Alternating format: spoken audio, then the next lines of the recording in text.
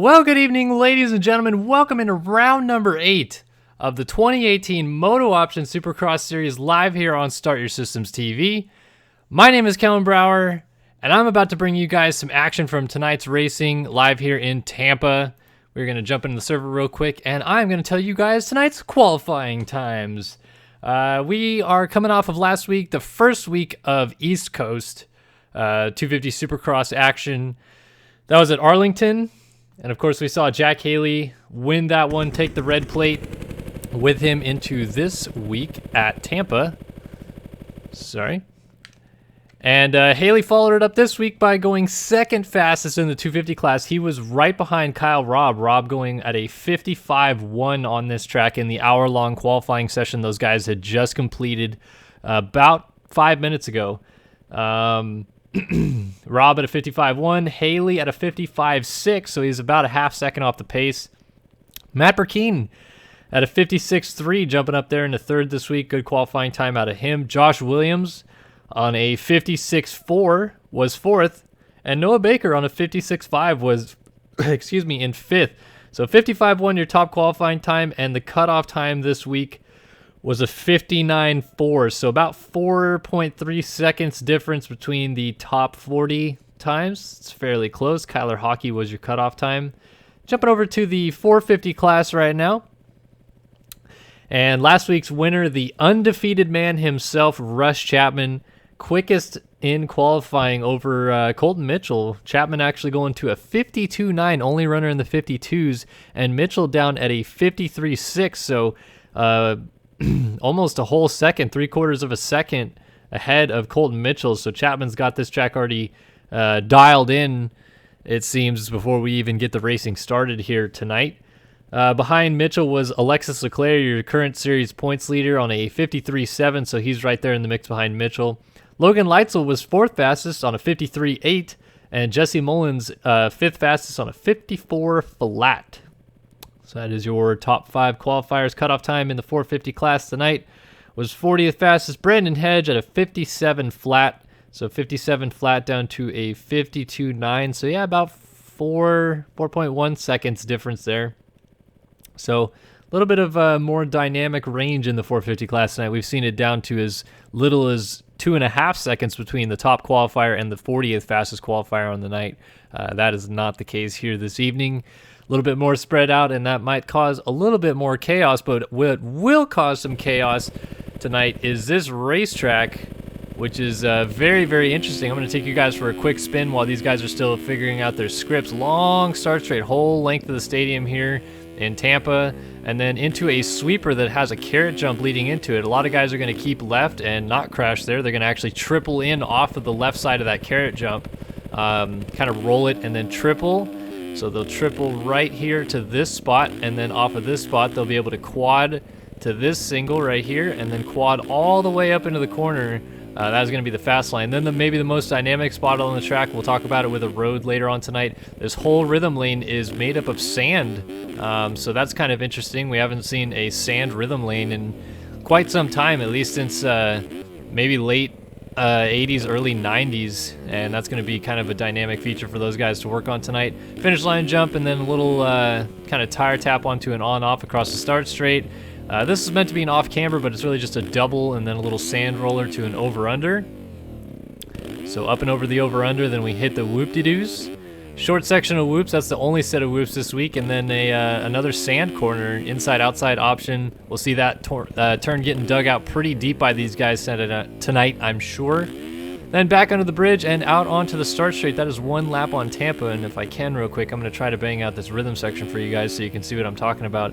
They don't need to go this wide to do this, but just trying to get a drive in. So they'll triple right here, and I keep jumping off the track. So let me go ahead and fix that.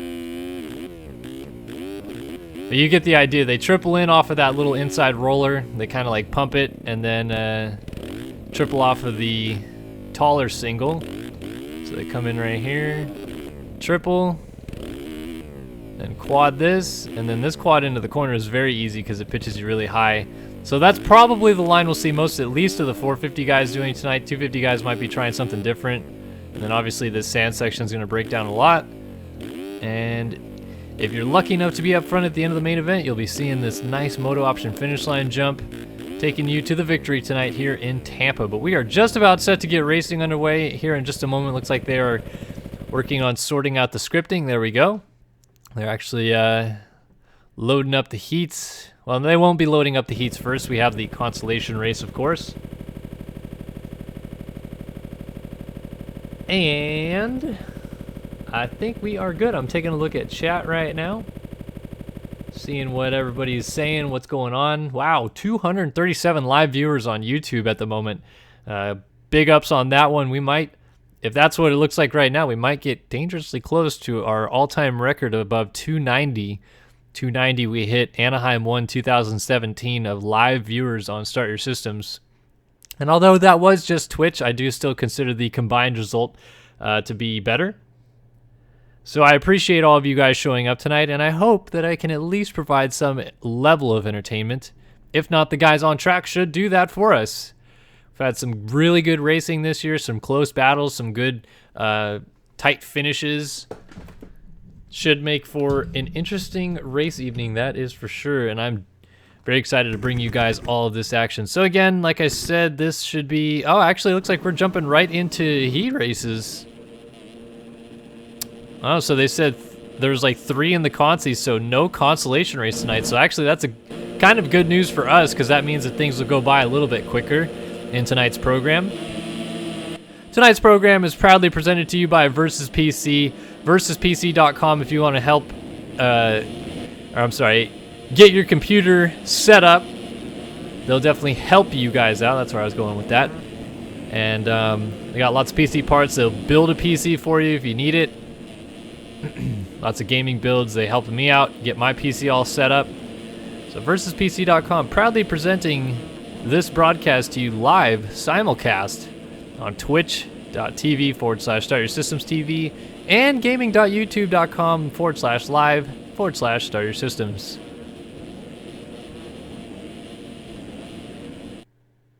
So here we go, 250 heat number 1 is loading into the gate. These guys are going 6 minutes plus 1 lap, and the top 9 riders will transfer to the main event. Let's see if I can find someone middle-ish. Daniel Mills seems to be in a pretty good spot there on the 51 machine, I believe. But here we go, first race of the night live here in Tampa.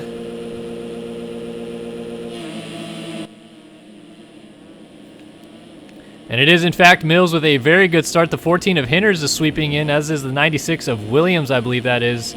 But Mills still comes around the inside, and he's going to get that hole shot. The 23, your fastest qualifier, Kyle Robb, getting into the mix. Still no idea why I don't have his skins, as I'm pretty sure he's on that versus PC FAM-MX machine. But Mills is fighting back, gets him right back through the rhythm lane. We're going to see this sand section play a big part in these guys struggling through it all night long, and Mills able to get Rob right back there, take the lead, and he's going to try to run with it. We saw a crash right there in the background at the end of the first rhythm section. That's going to throw a wrench in some riders' plans as they try to work their way forward, but it's Mills leading over the over-under from Rob, and Hinders was able to squeak by that mess, so he's in the 3 spot. Ryan Mahan, he's on the wrong bike, but he is in 3rd. Owen Hillman, he's in 4th. Owen Hillman is in 5th. Neil Wells is in 6th. James Cohen, real life pro, getting a little sketch. He is in 7th, although he just got passed by Edward Mora here, so he goes back to the 8th spot. It's on a 252 stroke. Tyler Lang, though, holds down that final transfer spot, and he's got a little bit of a gap now as Craig Richards and Josh Williams are duking it out for the 10 spot. They're bringing with them the 67 of Copeland, the 190 of Gatland, and a few other riders there in the background. If you're looking for your favorite rider in this race, be sure to look across the top of your screen. There is a scroll wheel of where everybody is positioned and how far back of the race leader they currently are. So to give you a pretty good indication where your favorite rider might be on the track. But Rob has taken over the race lead, 1 lap deep, and Rob goes to the front, jumps off the side of the track, but has a comfortable enough lead to jump back on. No harm, no foul. And we'll see how roached out some of these sand corners will get. So Hinders moved up to 2nd, which means that Daniel Mills must have had a fall, as Owen Hillman is also up to 3rd, and Mills, yeah, back there in 4th. Oh, Neil Wells misses the triple, and Cohen jumps over top. He's going to maybe get the spot, but Wells jumps to the inside, takes him out. So here comes Mora, Lang, that whole other gang back there. So these guys all trying out different lines. More swinging wide and doubling in. These guys are kind of tapping and then doing a little bit of an on-off action. Lang's able to go on-off and quad into the corner there as Cohen is down. So Williams squeaks by, as does Richards, and I believe that's Betts on the 84 that is now in the last transfer spot, although Copeland on the 67 is trying to get to his inside, and he will make that pass stick. And I was incorrect. That is the battle for 10th on your screen. 9th, occupied by Australia's finest, Craig Richards. Has won some races in this series before, was a championship contender. If we look back to the, I believe it was the 2014 season when he took this title to Vegas. Now just trying to make his way into tonight's main event, but he doubles the triple there. Meanwhile, the ever good teammates of Williams and Mora just kind of hooked up here. So interesting that Mora swings wide here. Let's see what he does here. He goes 3 on, off, and then able to get that quad. So it's a pretty decent line. It's not too bad. But he misses the triple in, and his teammate is going to go on by. So Mora and Williams exchange positions. They're still trying to set after Neil Wells, and they're sandwiched between the MV Films riders of Wells and Lang. Wells on the 154, Lang on the 71 there in the background. So you got Wells, you got Williams, you got Mora, and you got Lang. Everybody's on those big old red machines, as actually Wells went down. Hillman was down, so maybe Wells got hung up on him. And as Williams tried to swing wide to get around Hillman, he got clipped by Hillman and went down. Now Mora slides it down, and there's chaos everywhere as now Williams and Richards both getting into the mix behind Lang. Hillman there on the 170 on the inside, able to squeak on through for the time being. See how that line works for Mora. He's trying to get the quad. Everybody gets the quad. Oh, except Williams came up short. Lang puts Hillman up over the berm as Wells was down. Now Wells going backwards on the track. Believe that puts Hillman in the last transfer spot as Wells goes down. So actually Wells was in the last transfer spot. That now goes to Holden Coate, who was your second fastest qualifier and finished second last week. He moves up to 8th though as Mora was down, and now Mora's in a battle with Josh Betts on the 84.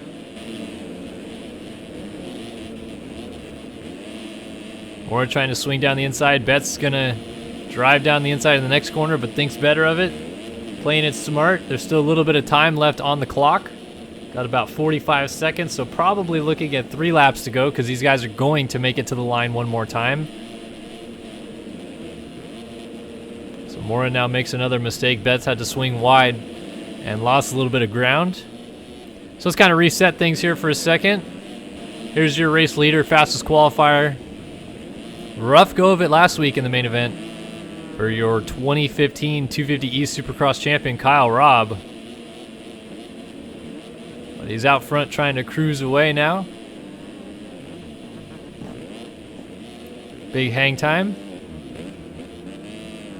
Ooh, interesting to see. He's jumping to the outside in that berm after the Supercross triple. He's carrying his momentum. That's one thing that these 250Fs in this game are really good for. If you can kind of work your momentum around the track, they can be almost as fast, if not faster, than the 450s in some areas because they're a little bit more nimble. You can throw them around a little bit easier. The power seems to be how, you know, has a little bit more play. The 450s, they can bog down.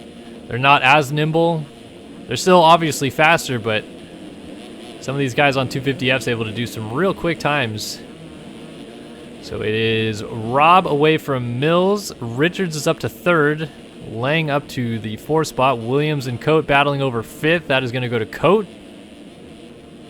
And Williams gave up 6th to Hinners. 7th now goes to Mora. 8th Williams, and 9th is Betts. So Lee Bradley trying to get up to Josh Betts right now. Actually, Betts is kind of checking Williams here in the rhythm section. Here comes Bradley. So Betts versus Lee Bradley for the final transfer spot right now. Owen Hillman out of it. Oh, and look at that, a mistake. As Williams, he slides it down, and now he's going to have to deal with pressure from Lee Bradley from behind. Up front, Kyle Robb does take your race victory here. 250 heat number 1. Williams going to pass Betts back here. Those guys swinging wide just to be able to get the triple, and Betts still doesn't even get it. So now Bradley's down the inside. Betts shuts the door, and there's contact. Bradley on the deck. Hillman has to swing wide to avoid him. That was a bit of a cross jump from Betts, but that is kind of the line as well, how it flows to the inside. So Bradley, I think, was trying to be, aggressive there. Get the spot from him, and it just did not work out. Partial blame to Betts, though, for an aggressive move, but I don't think that it's protestable or anything. So Williams comes across an 8th. Betts into the main event in Tampa. Owen Hillman out, as is Lee Bradley, Ryan Mahan, Neil Wells, Daniel Batchelot, Jake Fisher, Dylan Copeland, Jack Gatlin, James Cohen, Jared Grigo, and Harry White. So all those guys will be either calling it a night already or going the last chance qualifier. Cuts are in. 97 had 2.6 seconds of cuts, but he was out. 190 and 428 also both were out. So Kyle Robb had 2.7 seconds of cuts, but it did not affect his 17.5 second race victory here in 250 East Heat number 1 in Tampa.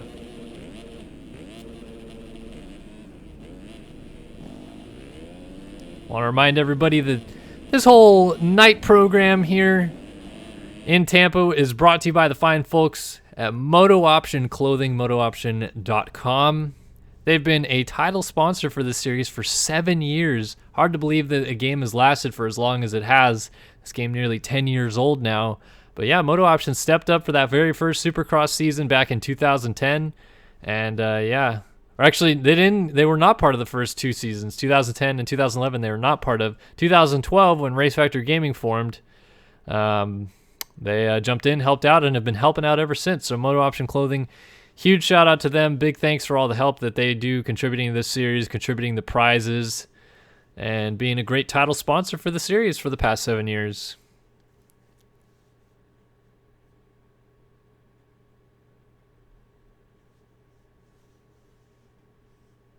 So coming up next, we have 250 East Heat number 2. That is where we should see our current points leader, as in the race winner from last week, Jack Haley. Of course, these guys out here right now, they are doing a parade lap, so they're getting a feel for the track.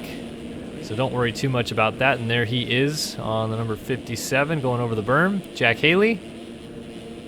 So we'll keep an eye on him in this heat race. He was your second fastest qualifier, so he will be the fastest qualifier in this heat race.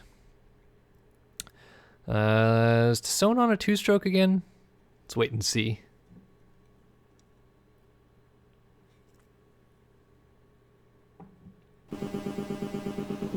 No, he is not. And Phil Bull seems to be in a pretty good spot. He's right there in the middle of the screen on the 40, but it is time for 250 East Heat number 2. Live here on SYS TV, let's go racing again. Phil Bull, not a good jump. The rest of the runners did get a much better jump than him, and into turn 1, I should have watched him off the start. It is the 951 of Maxime Tassone, Vice President of MXSEMF.com. Second week in a row, he's whole shot at his heat race, and he's out front early. It's actually on a 250F this week as opposed to his trusty 252 stroke from last week.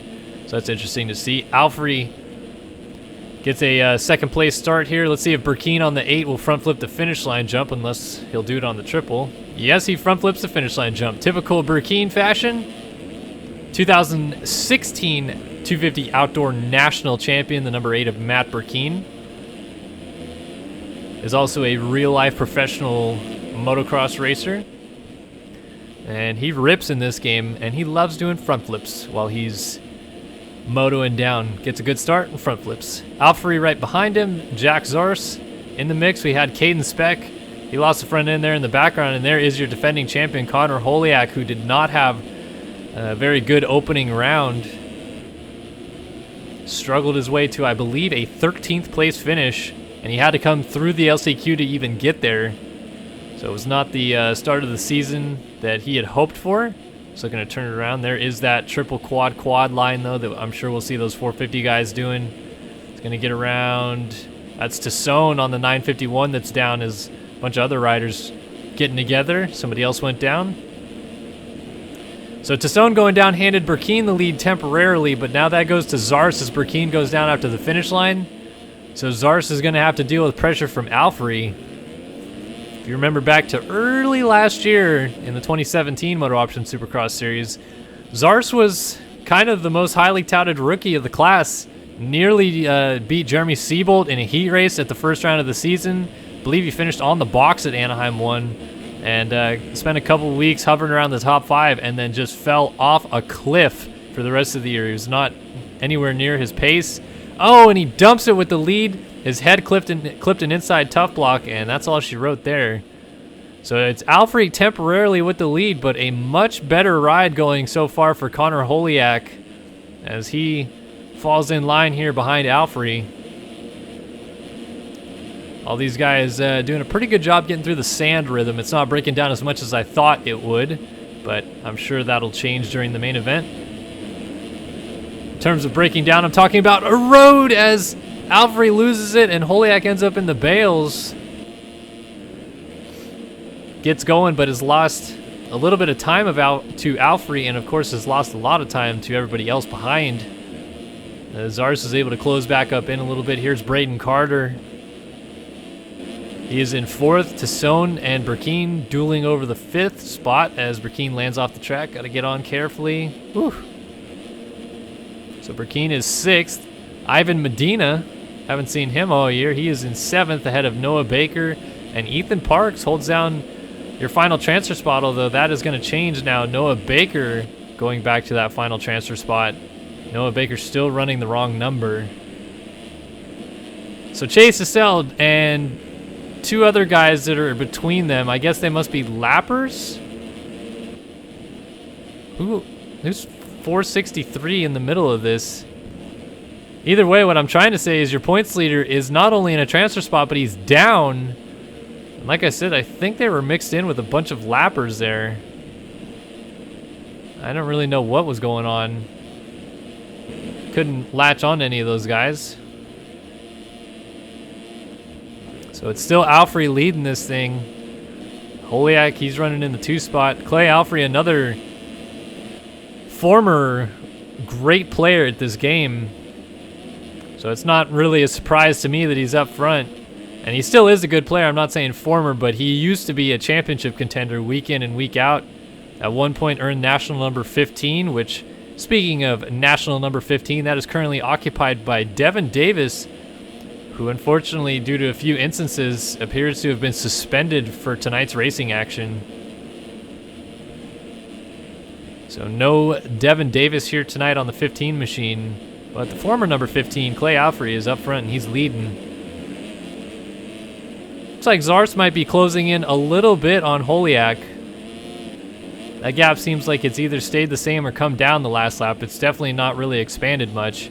And now Holiak, getting a little out of shape at the end of the whoop section there. And these 250Fs have to really huck that Supercross triple once they go inside. But I think Holiak got it and Alfrey did not, so we might have a battle for the lead brewing here.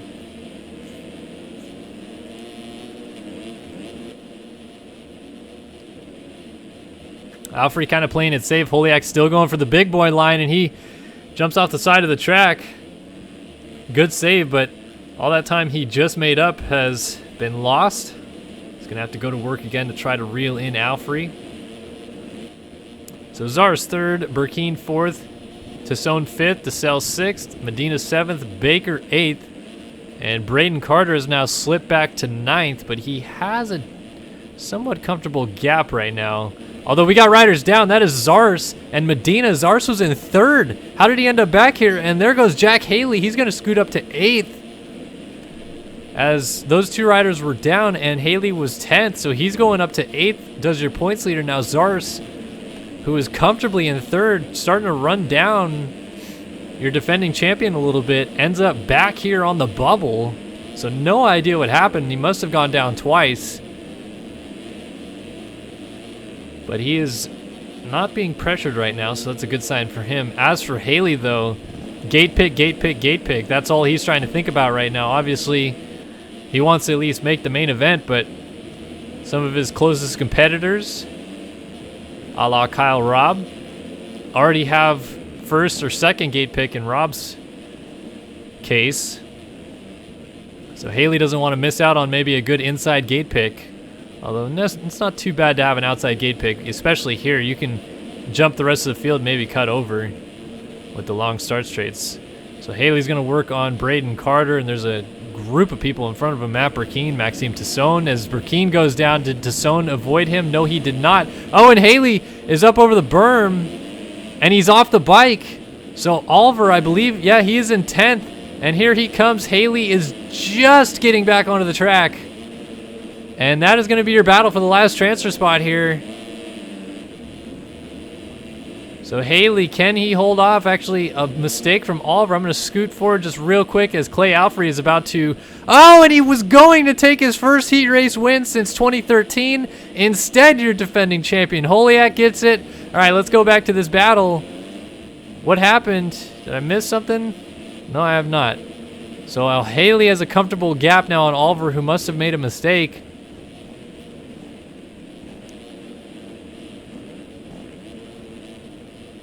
So we'll keep an eye here on Haley, your points leader. Make sure he gets through. He's going around Lee Bradley. He's going around the 38 machine, maybe, although the 38 tries to light him up and gets the pass done. So Haley goes across in 8th, and Phil Bull will go through in 9th. Oliver was trying to get him, ended up going down. So Carter comes across in 10th. Oliver 11th. Caden Speck was in 12th. Ivan Medina, Adrian Wilson, Dylan Gatland, Garrett Hollenbeck, who finished inside of the top 10 last week. Peter Like, Thomas Sillick, Ethan Parks was near the front. He ended up going backwards, and Kyler Hockey ended up one whole lap down. So not sure what happened to Hockey. Maybe missed a timing gate or something. So we'll wait for cuts here. In the meantime, we'll do a little above stadium view. There are cuts. Let's see, did anything change? Well, Oliver got Carter for 10th, but that only changes first gate pick option in the LCQ. And that's it. Everybody else stayed the same. So Haley able to escape, gets across in 8th. And your defending champion, Holiak, seems to have shaken off the cobwebs that he had going last week at Arlington and comes out with a strong victory here. Had to fight for it and was a little bit handed it there, right there at the end as Alfred dumped it in the sand section. But still good to see Holiak is maybe back to his old form, going to make this championship interesting.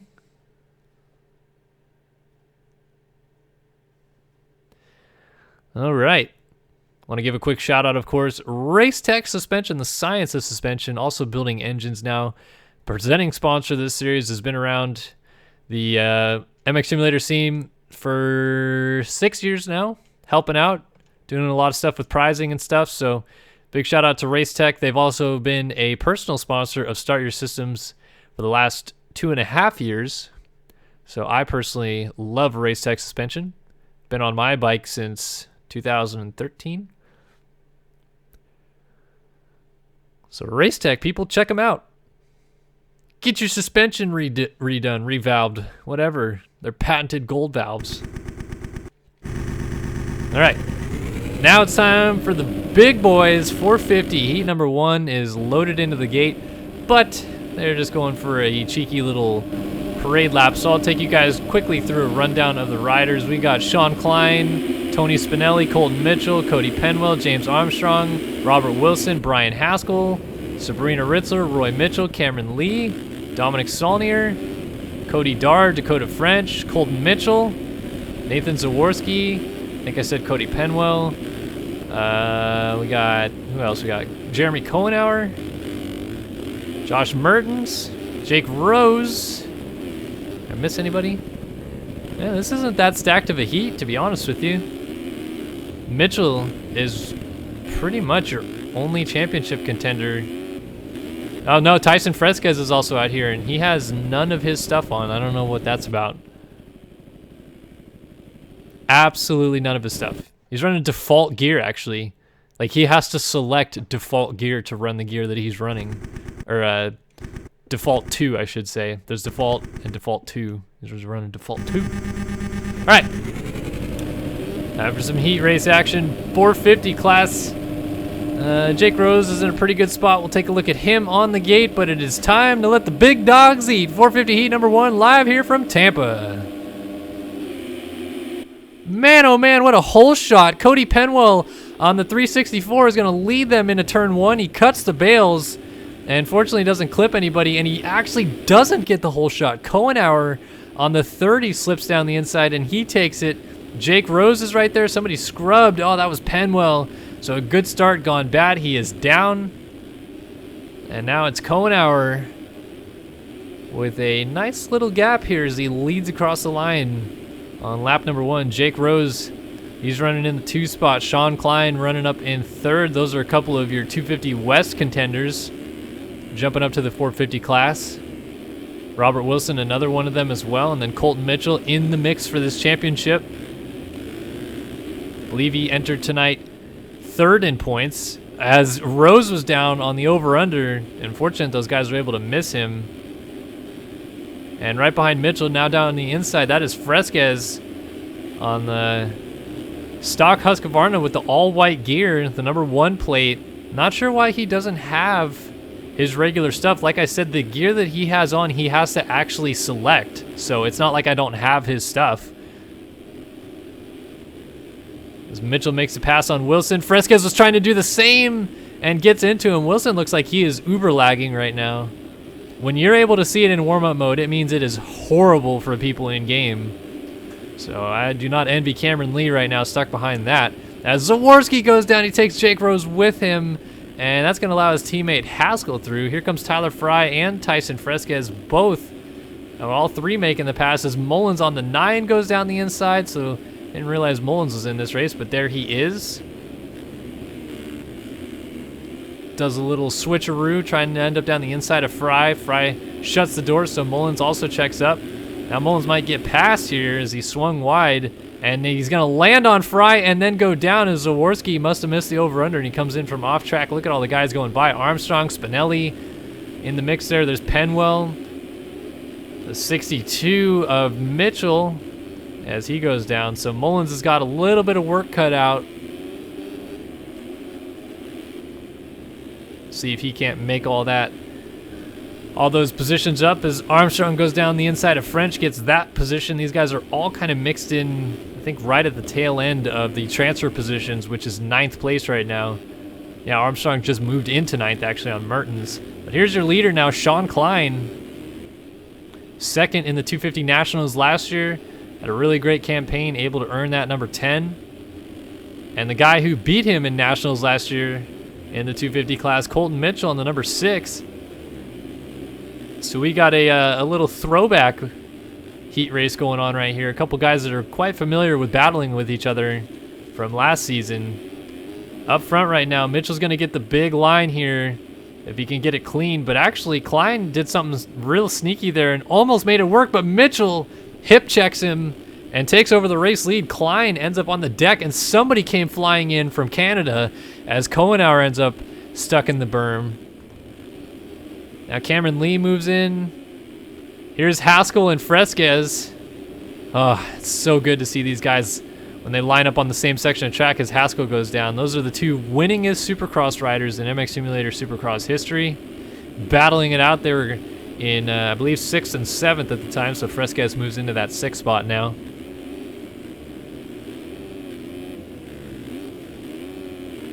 So Fresquez, after being suspended last week for his illegal track re-entry at San Diego, trying to have a good, strong comeback ride. He gets nice and neatly around Cameron Lee there. Fresquez all but out of this championship hunt at this point, so the 4-time Supercross champion will not 5-time it this year. Also going to get around Mitchell, who was down, so... I'm sorry, that's Robert Wilson. 269, not 62. Yeah, Wilson having some big-time lagging issues. Like I said, if you're in warm-up mode and you can see it, and especially because he keeps going like invis and doing weird stuff like that, it is 4 times as bad actually in the servers. Fresquez goes down on the same jump that Haskell dumped it on a lap earlier. Only going to lose 1 spot to Armstrong, it looks like. Mertens is in 8th. So Haskell just moved to 9th, and now Haskell's having lag issues. Interesting. That's really interesting, because if Haskell's having lag issues, I mean, I literally live in the same complex as him, so I sure hope it doesn't happen to me. Oy, that's not good looking. Could be getting DDoS too, though. There's still kids in this game that do that. One of these days they'll get arrested. Colton Mitchell comfortably leading this thing now. And Kohenauer making a couple mistakes, might let Klein close back up in on him.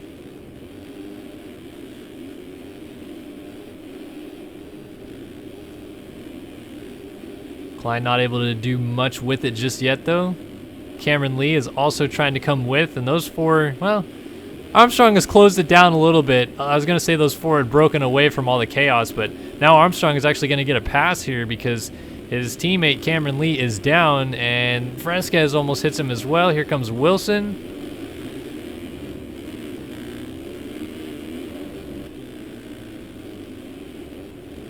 Cameron Lee, Josh Mertens, Cody Darr a lap down in the mix there, then Tony Spinelli, Dakota French, Sabrina Ritzler, Roy Mitchell, Jesse Mullins 13th right now.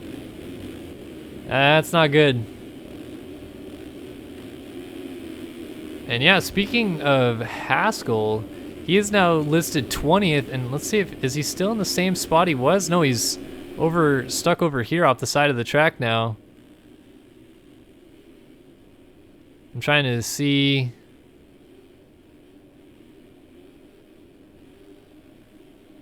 Yeah, I'm not too sure what just happened there. I don't know, like I said, I don't know why his internet would be so bad, because you guys are literally watching my live stream, and we have not only the same provider, but we live in the same building pretty much, so whatever.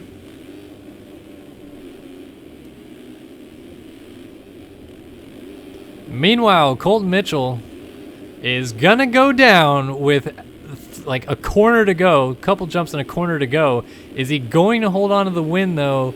It looks like he just might do it, although Kohenauer is thinking about a move, but he's not going to do it. Mitchell going through. Kohenauer in 2nd. Klein, he's going to pick up a 3rd here. Armstrong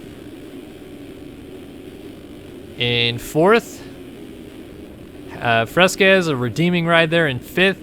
Wilson, lagging and all, comes across in 6th. Mertens is going to go 7th. Lee 8th. And Dakota French looks like he's going to pick up that last transfer spot. And he does.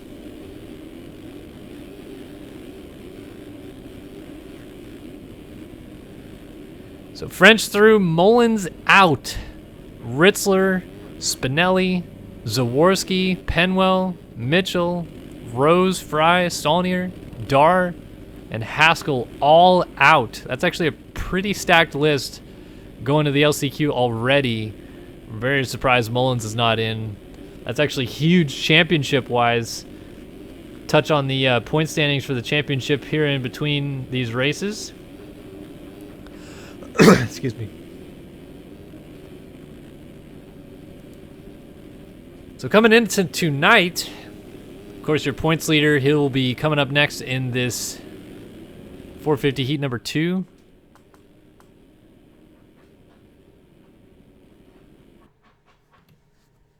So 450 heat number 2, yeah, featuring Leclerc, your 450 points leader. 150 points after 7 rounds. That is what Leclerc is sitting on. He had his worst week last week, where I believe he was only able to get up to the 7th spot, the 6th or 7th spot. That was his worst finish of the year, and it allowed Colton Mitchell, who finished 2nd, to close down to just 11 back on 139. And Mullins, who we just saw not make it out of the main, Mitchell was able to, or make it out of the heat. Mitchell was able to win the heat. Mullins not going through. He entered 3rd tonight in the championship on 127. So 23 back of Leclerc.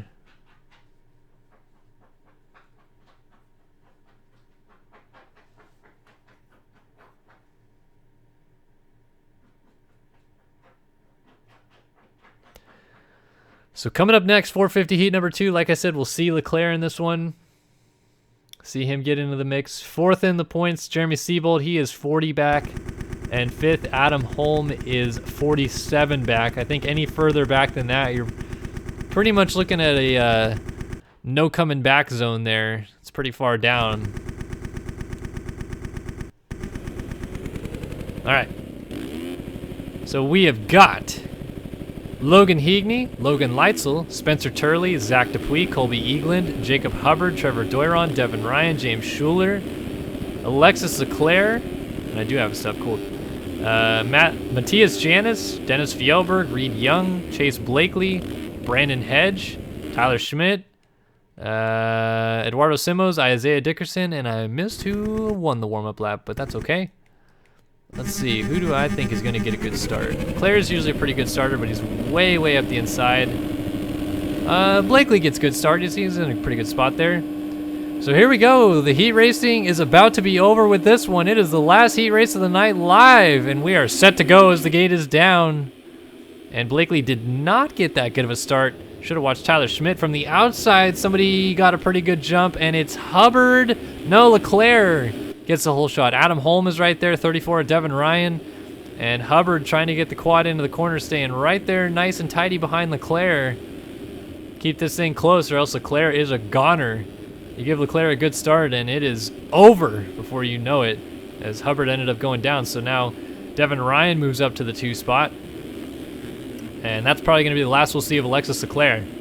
Holm back to 3rd. Fjellberg is in 4th. Hubbard, Janis, Schuler, Turley, Dupuis, Young, Leitzel, Blakely, Dickerson, Heagney, Schmidt, Hedge, Simos, and Doiron back there.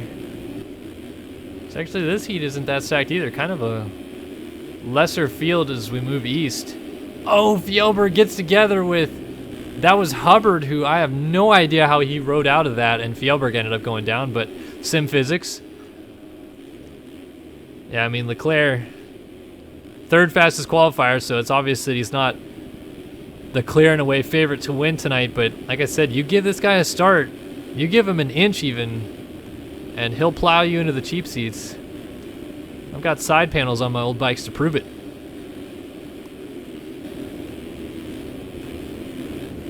So Holm is going to work now on Devin Ryan.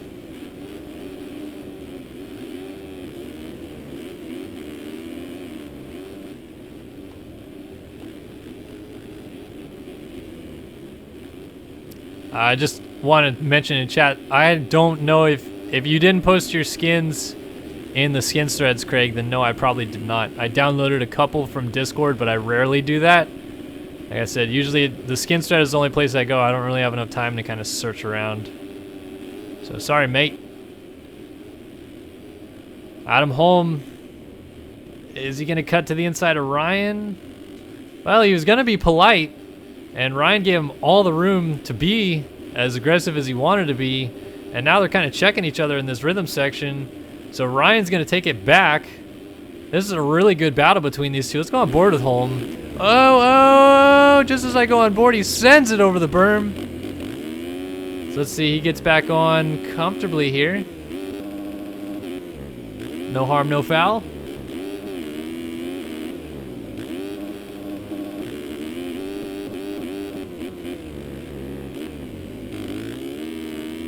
So this is just an idea, first-person perspective here from Adam Holm. He is running in the 3 spot. Let's actually go back because I see a good battle going here. Chase Blakely right here behind Spencer Turley, it looks like. He's in the final transfer spot. Is Blakely, and he's also right behind somebody, man, it might be Isaiah Dickerson on the MV Films machine up there. Can't quite tell the number.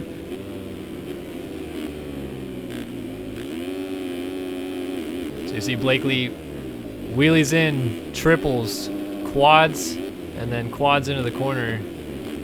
That quad into the corner is very, very hard to time because it pitches you so high in the air. It's like you'll never know when you're going to come down, it seems. So Blakely makes a pass on Turley now. So now Turley goes back to the bubble spot. He is P9. But he's got a good, comfortable gap to work with. So as long as he settles in here, might be able to hold on. That does look like it's Dickerson here in front of Blakely. That was a good little lap on board with Blakely. He ran a 56.1 last time by, and honestly looked like he might be going a little bit faster this time around. That's actually Colby Eagland in front of him, though, so I was wrong about Dickerson. And Eagland is trying to run down Brandon Hedge. Whoa, whoa, whoa, whoa. Leitzel, nose heavy. Able to salvage, and actually is going to get Hedge back unless they land on each other. Nope, got him. And they're also going to triple pass. Somebody was down. Must have already gotten up, and Leitzel goes down. But Sim hacks galore. Rides out of it, and then ends up backwards on the track, so he missed a couple timing gates. And now he is in, I believe, P9, right behind Spencer Turley there.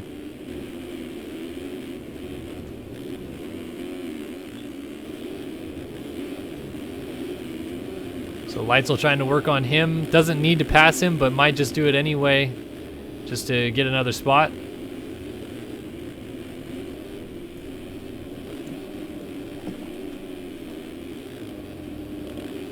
Even the 450s seem like they're kind of lugging it a little bit out of that inside in the sand. It was a good battle. Leitzel's trying to give it to Turley. And they really, like I said, don't need to be messing with each other because they're both in transfer spot, but see it all too often with these guys just needing to make that pass, and Leitzel is going to get it. Yes, he will. So here's the nearest person to Turley. 2016 250 East Coast Supercross champion Tyler Schmidt.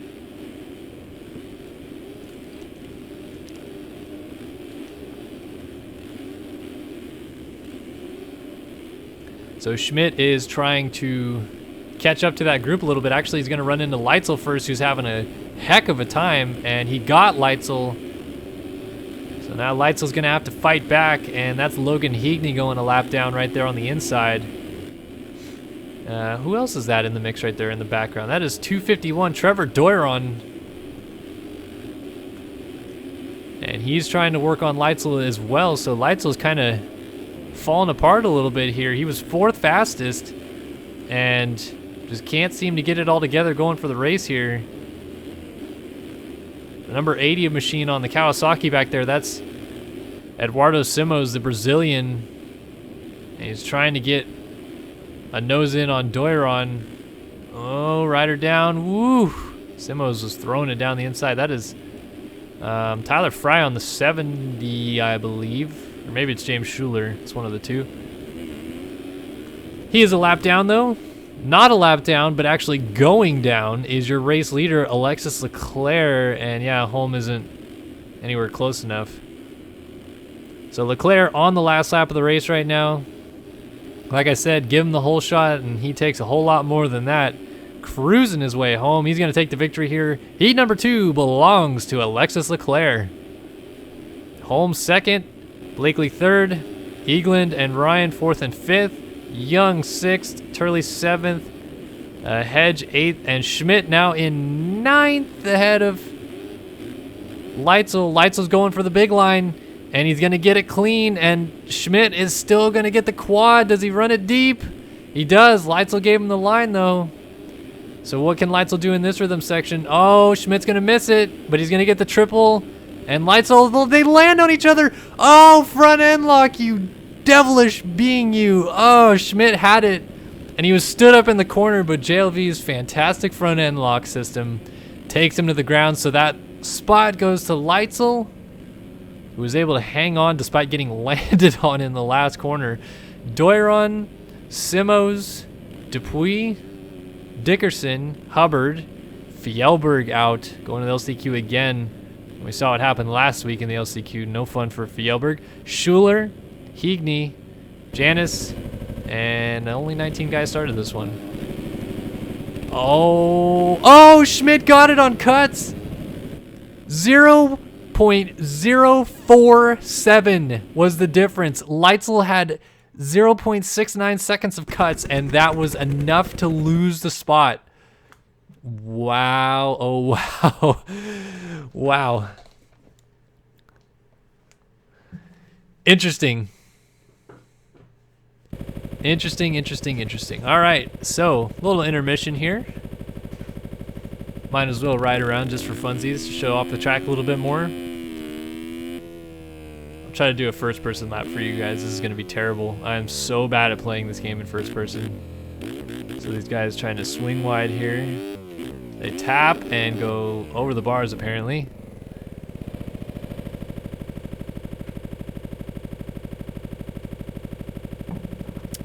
All right, so we get up and we get through these fabulous Squid Squad bales. Squid Squad, check them out. They're a new sponsor of the series. Do clothing and other cool accessories. So you see some guys will double in and then triple on off the table if they're slow or if they're just bad like me. And then they'll try to get to the outside of this corner so they can clear the finish line, jump Ronnie Mac style, nosediving all the way. And then just, this is so bad. I'm so bad at first person.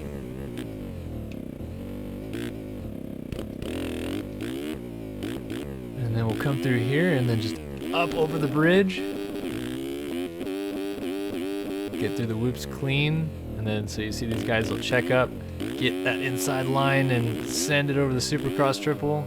And I don't get the chance to land because we're going into the LCQs.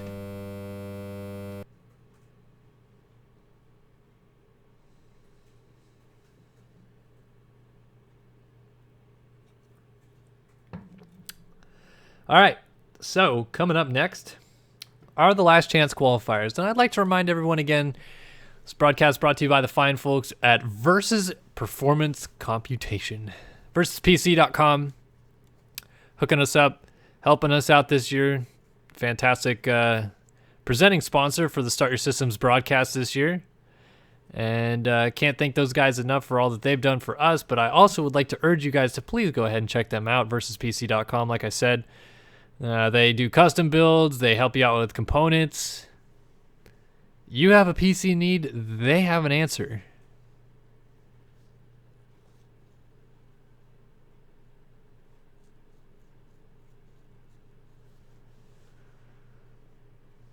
And like I said, 250 last chance qualifier coming up. These guys will go 4 minutes in a lap.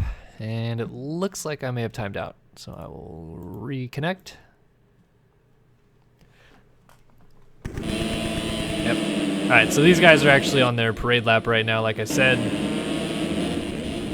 Let's take a look at who we can find that's not going to be happy if they don't go through. Well, if that first turn crash happens like that, that is not going to be happy for anybody. We got Dylan Copeland, Jack Gatlin, Thomas Sillick, Dylan Gatlin, Neil Wells, Ryan Mahan, Adrian Wilson, Kyler Hockey, Ethan Parks, Ivan Medina, Daniel Bachelet, Lee Bradley, Braden Carter, Caden Speck, Garrett Hollenbeck, James Cohen, Owen Hillman, Garrett Oliver, Harry White, and 21 guys started this LCQ. Very interesting indeed.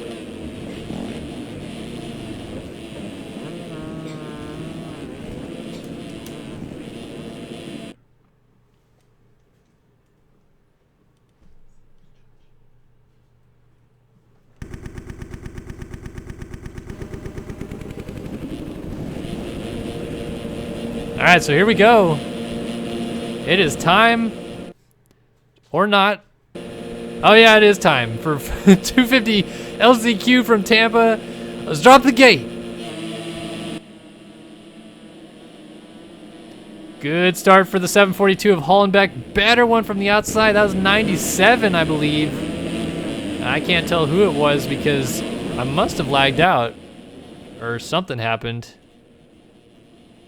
Yeah, I lagged out, so let me reconnect. Sorry about this, everybody, because it was not going to the front of the field. Go, go, go, go, go, go, go, go, go. All right. So sorry about that. Missed a little bit of the action there, but Ryan Mahan actually comes out with the early lead. Harry White was the TM Factory Racing machine on the outside on the 97 that came in, nearly grabbed that whole shot. He is in second. Daniel Batchelot, former TM Factory Racing rider, sits in third. And Garrett Hollenbeck, who again, like I said last week, had a really good main event. He's in fourth. 3 Relax Attire Suzuki's in the top 10 last week. They had Coate and Haley, 2 and 1 respectively. Haley the winner last week, and Hollenbeck was able to sneak up inside of the top 10 late in that main event. He came from a little further back. So he's going to want to make it in, but he's receiving some pressure here from the Brit. The 170 machine of Owen Hillman is trying to get in there, make a pass if he can. He's going to go for the 3 into the rhythm, and he gets it, but a little sketchily. Still able to complete the pass. Might get a 2-fer here. Almost got to Batchelot. And Hollenbeck, unfortunately, kind of cased that rhythm section. Didn't have an opportunity to even fight back, so he's going to have to reset himself, go back to work. See if he can't get around Hillman.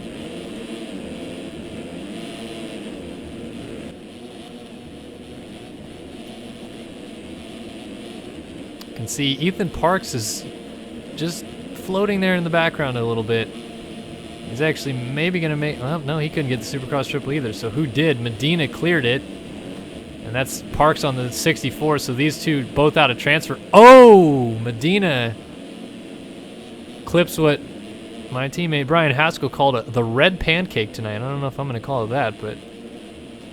Oh, Daniel Batchelot, he's down. He was in a transfer spot. And he's going to lose that out to Hollenbeck, who goes through. And there is Ethan Parks, as I said, who's trying to get into the mix. Is Batchelot going to pass him back, though? Batchelot has a pretty good drive, and he's going to send it down the inside. No, thought better of it.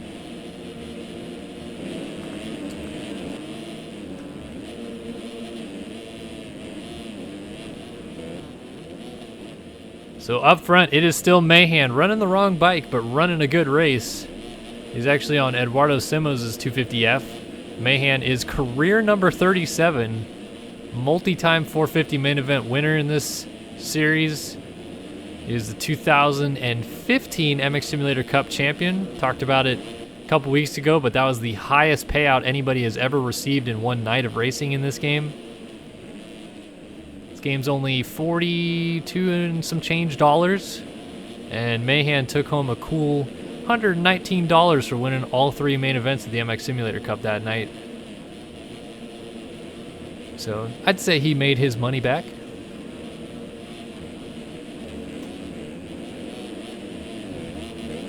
Oh, Harry White, small bobble. Unfortunately, these guys are all kind of in a pretty comfortable zone right now because Hollenbeck has all the pressure on him to hold it. Ethan Parks is still going at it with Batchelot. So those guys up front, as long as they stay calm, it's really down to the battling going on back here. Parks misses the corner, but he will in turn be able to get the Supercross triple. Nope, case it actually. So actually Batchelot, who doubled, was able to get it a little bit faster. These guys are slinging out onto the start straight.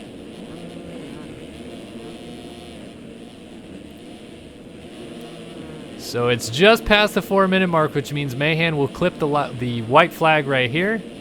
Final lap of the 250 LCQ. Harry White, Owen Hillman, and now Batchelot, as we have lost Hollenbeck. What happened to him? Looks like he went down at the end of the rhythm section. He's just getting going through this one. Man, oh man, and he is done. That is the end of his night. That is what my fine friends like to call a rage quit. So Batchelot is in the last transfer spot, but Ethan Parks wants to get up to him. Oh, and Batchelot goes down, and Parks slides out. That's going to allow Peter Leicht to go through, and Leicht sends the triple off the side of the track. The locomotive, Canada's own Peter Leicht, is in the final transfer spot, and he has got to be clenching as Mahan takes the win, and Leicht is just all over the track right now. Gets the quad in clean. Parks is going to go for the triple in here, I think. Oh, Like actually got it, though. And Parks goes down, so Like can cruise this home if he so chooses. And he will. So Peter Like goes to the main event along with Harry White, Owen Hillman, Ryan Mahan. So let's see who didn't make it. Batchlett, Gatlin, Oliver, Parks, Fisher, Carter, Gatland, Cohen, Bradley, Hollenbeck, Wells, Wilson, Speck, Medina, Copeland, Silic. Not going to the main event tonight here in Tampa. Those guys will be disappointed, I'm sure. This guy's got to be a little bit happy with his ride, though. Got a pretty good start. I don't believe he actually officially got the whole shot, but he took the lead early and cruised it home, looking a little bit like his old self.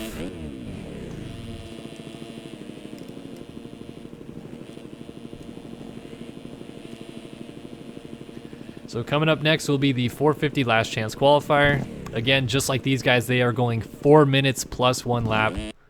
And the top 4 will transfer through to the main event.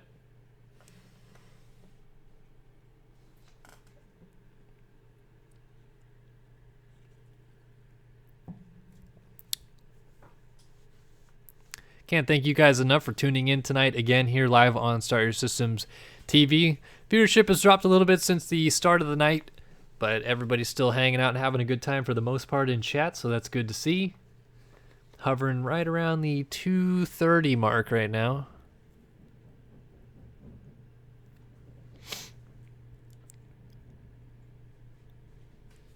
And you guys are about to be in for a treat, because there's actually quite a few big names in this 450 last chance qualifier. We got Fjellberg, we got Mullins, got Haskell, we got Spinelli. What else we got? I'm trying to think of all the big names. There's a lot.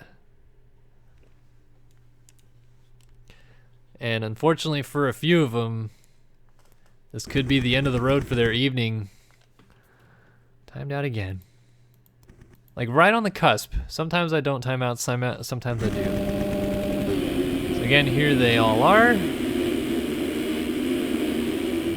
We have Isaiah Dickerson, we have Dennis Fjellberg, we have Brian Haskell. Let's reset here. Mullins, Starr, Rose, Janice, Fjellberg, Ritzler, Mitchell, Haskell, Hubbard, Doiron, Simos, Fry, Dickerson, Penwell, Schuler, Zaworski, Dupuy, Leitzel, Saulnier, and Spinelli, and Heagney. Pretty stacked, I should say. Quite a few race winners. We have a couple champions in here. Mullins, obviously multi-time outdoor champion. Zach Dupuy is a former 450 national champion. Brian Haskell's a former 450 and, well, 250 at the time, Supercross champion. Dennis Fjellberg, former 250 national champion. Like I said, a whole host of race winners mixed in here as well. So this one is going to be interesting.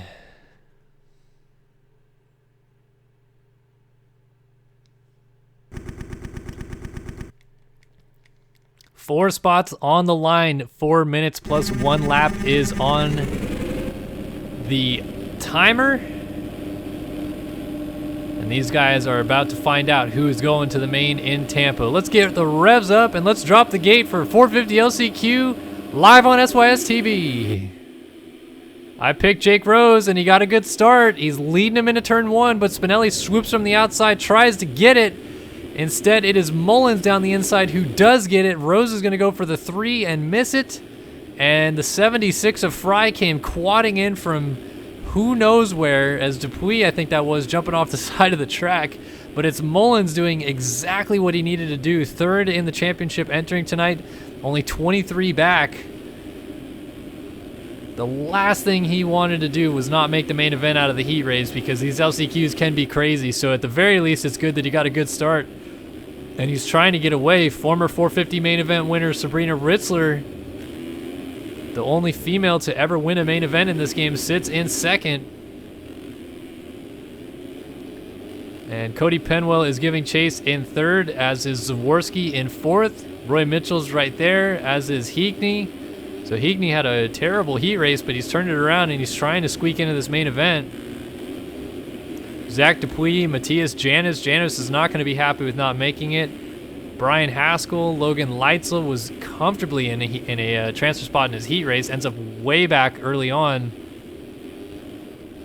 Oh, Mitchell running it close on Zaworski. Close battles, so it's Mullins, Ritzler, Zaworski, and now Penwell with Mitchell. That's your battle for your last transfer spot on screen. 364, Cody Penwell. He's going to jump to the inside of Zaworski, and there's contact. Penwell goes down, and we got a scatter back here as that was Janis, and now Mitchell's right there, and Janis goes down, got hung up, got a little front end lock action, and Penwell went down too. So Mitchell goes through temporarily into the last transfer spot. Man, from the inside, still got a gnarly scrub off. Dupuis is giving chase from 5th, though. So a lot of heavy hitters were down in that little scrum before the over-under bridge. Leitzel was able to squeak through and get into 6th. And he's going to want to try to close this down as much as he can to potentially make it through. Oh, and Zaworski was down. He was in 3rd, and he's down at the end of the rhythm section. So that allows Penwell and Janis, Spinelli through, Heekney also going through. So let's reset it once more. It is Mullins, Ritzler, Mitchell, and now Dupuis is in the final transfer spot. He's going to have to hold off Logan Leitzel, who qualified 4th here tonight and ends up in the LCQ. So he's not going to be happy with being in this one. Going to see some aggressive passing, methinks. Oh, maybe not. Mitchell was down. So Leitzel goes into 4th. Mitchell gets up in 5th. And there's a reasonably comfortable gap behind him. So I think he has enough wherewithal here to kind of charge forward and not think about anybody attacking from behind. Gets that 3 clean. The 4 and the 4 out. Almost landed off the track, though, so he's got to be careful with that. Leitzel is still kind of pressuring Dupuis here. He's got to be careful not to slow each other down. Not too much, as like I said, Mitchell is lurking, although he just OJ'd the finish, and now he's making a bit of a mess of this section. Lost a little bit of ground. I think Leitzel ideally would like to get around Dupuis, knowing he's faster, but he's trying to just either wait for the right opportunity or just wait in general. Now he's going to sneak to the inside, and Dupuis making a couple mistakes. They're going to go side by side over the triple, and Dupuis will relinquish that spot to Leitzel. So now Dupuis back onto the bubble, but he has a second and a half or so. Ooh, Dupuis back down the inside of Leitzel, gets it, but Leitzel able to get him back. So they keep switching between these two. And we have a rider down that must have been a lap down. Leitzel off the track.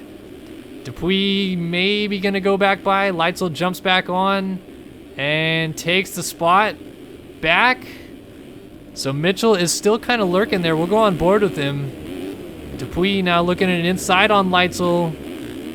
Didn't quite get it, though. Again, he doesn't need the spot, so I think that was more just him trying to be safe here.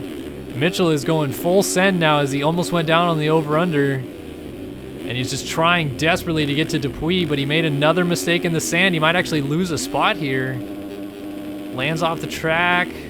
Jumps back on. Slides out, and Janis goes through. So now it's up to Matthias Janis as Mullins takes it into the main event. Janis loses the front end. Gets up and goes full send into the rhythm section. Dupuis is trying to ease it in here. Janis is, like I said, he is just sending it right now.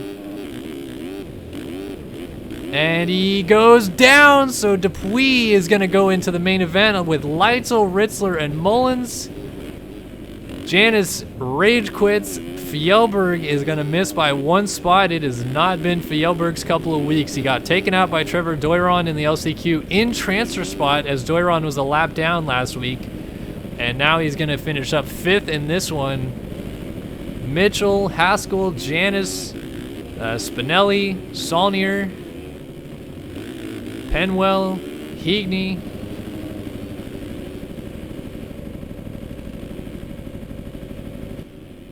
Lewis, Rose, Zaworski, Hubbard, Dickerson, Simos, Doiron, Dar, Fry. Not going to the main event tonight. So we'll actually wait on, well, we don't really need to wait on cuts because Fjellberg was 10 seconds back of Dupuis. But Dupuis did end up having 1 second of cuts, so if Janice could have even gotten close, it would have been interesting. Everybody else beyond that had cuts and were out, so it's kind of a moot point to pay attention to what happened to them.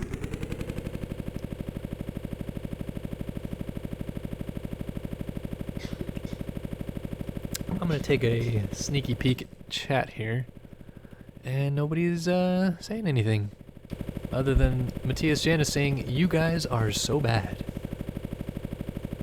Those LCQs can be quite the crapshoot.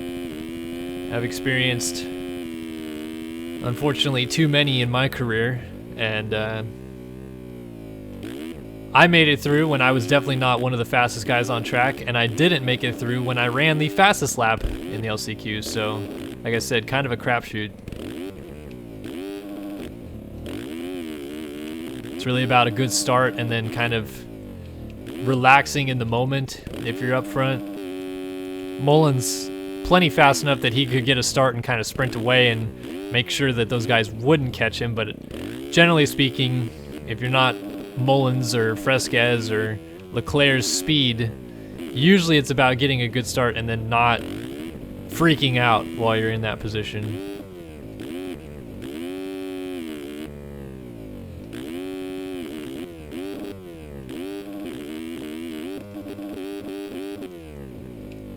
All right, so coming up next is going to be the 250 main event.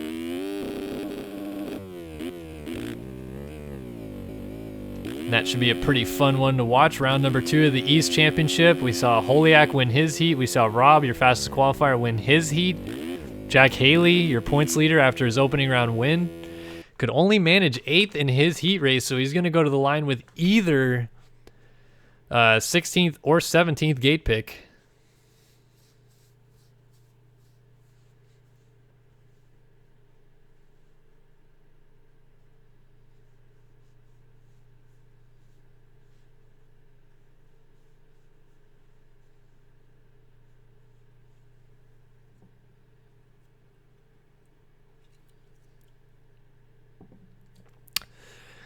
So coming up now on the broadcast, 250 East main event, round 2 of their championship. Lots of storylines that we'll try to keep up to date through this main event. Hopefully most of them start near the front so we can keep an eye on them together battling. Last week, probably the biggest storyline besides Haley winning was the struggles for Holiak, your defending champion. Had to make it out of the last chance qualifier and then only managed 13th in the main event. So I think it's below standard for what he was hoping for at the opening round and put him at a bit of a disadvantage moving deeper into the series. But you can miss a round and probably still win this championship. So a 13th is at least some points for him. It's not all bad. Oh my goodness. So Daniel Mills was just trying to get the whole shot. That's all he wanted to do was get the whole shot. And then Tyler Lang T-boned him off the track. And as Mills came back on the track, Ryan Mahan and Matt Burkeen T-boned him before he got to the line. That was a pretty funny sequence. But this is just a parade lap, so these guys don't really have to worry about much.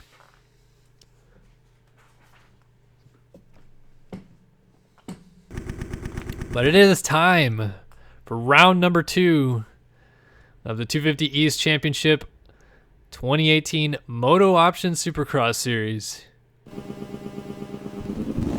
A lot is on the line for these guys tonight. There's a lot of points that can be gained and a lot that can be lost, but it is all down to who's going to get the start right now as the gate is about to drop. Round number 2 of the East Championship is a go.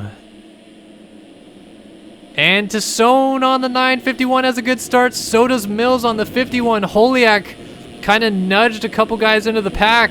and he's actually going to come out with like a 3rd or 4th place start, but it's Mills who does get the whole shot right in front of Tassone, and oh, Tassone short on the quad takes out Rob. Rob down with him. I saw Holiak squeak through, and then there's just utter chaos going on back here. So Rob and Tassone down, and I also saw the red plate of Jack Haley buried back here. So this is a complete flip to what we saw last week already. Daniel Mills is trying to leave that all behind him and go away with the lead. He won the main event last week at Daytona, or last year at Daytona. Daytona's in 2 weeks. But yeah, last year at Daytona, Mills was your victor, his first 250 main event victory of his career, and he's one of the super OGs of this game. I believe his UID is 23. User ID is what a UID is. And if he's 23, that means he was the 23rd person who bought the game way back in 2008. Oh, but he slides it down. And oh, that is Holden Coate, who somehow didn't take Holiak with him. Holiak able to like ride over him and not go down. So this could be the night where Holiak claws his way back into a championship scenario, especially with some of your heavier hitters going down in that early scrum. He's got to get through D Mills though, and get through D Mills he does. That was weird. I don't know if Mills was expecting the move or what, but he kind of moved over, and Holiak goes to the front.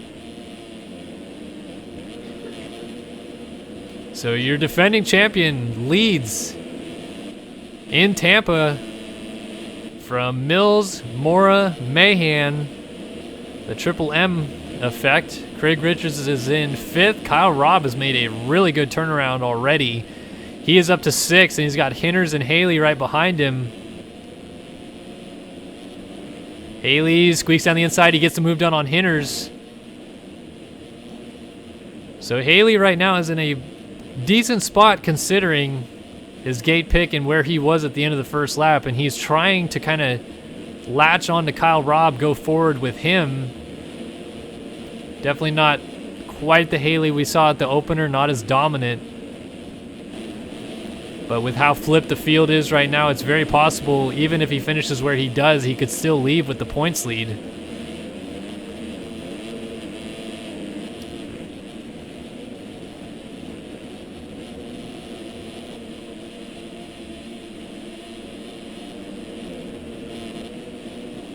Oh, Mahan short on the triple. He goes down. Lost a spot to Rob, and Haley and Coate and Hinters all go through, so he lost 4 spots. Rob's next target is going to be Craig Richards, the Aussie. And Rob is going to go for the quad and successfully get it. Haley is just trying to latch on with him. Let's see if he gets a 3 in. He does. 3 over the table. 3 over that 5-footer and double into the corner. He is just latched on to Rob. Let's actually go on board with him right now. 56-6.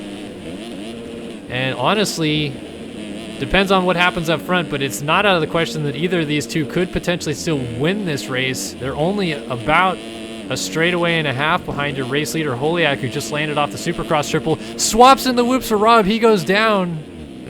So Haley moves up into the 4th spot, and Rob lost 4 spots in that. So meanwhile, up front, Holiak still leading and getting away a little bit. It looks like Mahan is the next rider behind him, a lap down. Then Holiak's teammate, Edward Mora, he currently occupies the 2 spot, so it's an ever good 1-2. Daniel Mills did have 2nd. Looks like he has relinquished that position, either via crash or just got passed, not too sure, and gets into Mahan. It looks like he was trying to get up from a crash, so Haley's going to have to avoid him, and he does. Haley's teammate, 2nd in the points entering tonight, Holden Coate, finds himself up inside of the top 5. He has got Craig Richards right behind him.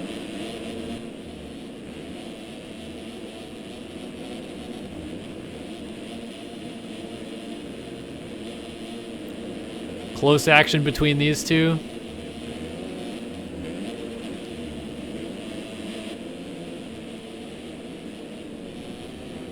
Coat able to hang on for now, holds the inside line, so he keeps it. But he's not going to get the 3 in here. Richards might. Oh, he goes down on it. Just trying to get the bike stopped. There goes Rob. There goes Hinners. And there goes a lap down Ryan Mahan. And Matt Burkeen quadding to the inside. Will also get the pass complete.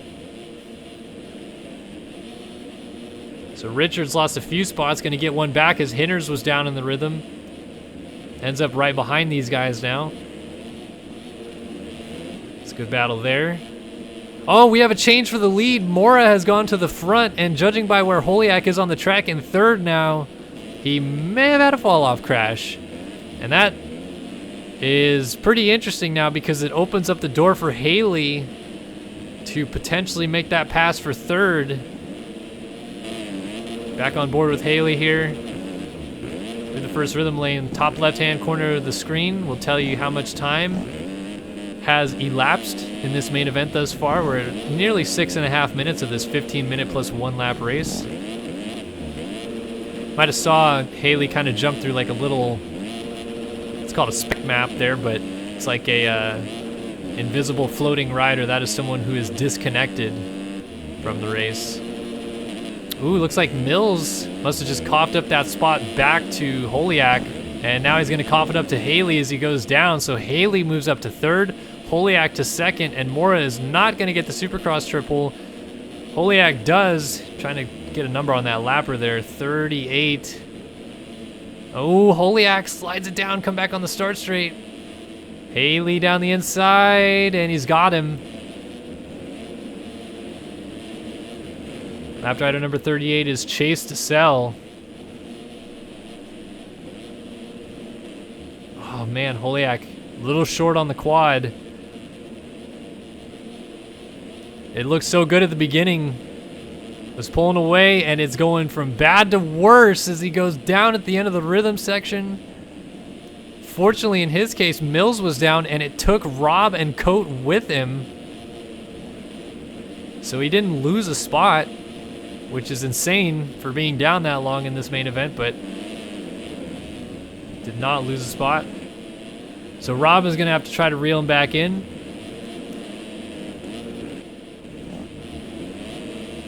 Meanwhile, Haley is suddenly in a really good position to go 2 for 2 to start the year here. You can see that rut developing on the inside of the corner coming into it there. It's getting deeper and deeper as we get deeper into this main event. Really curious to see the sand section, see if that's digging in at all.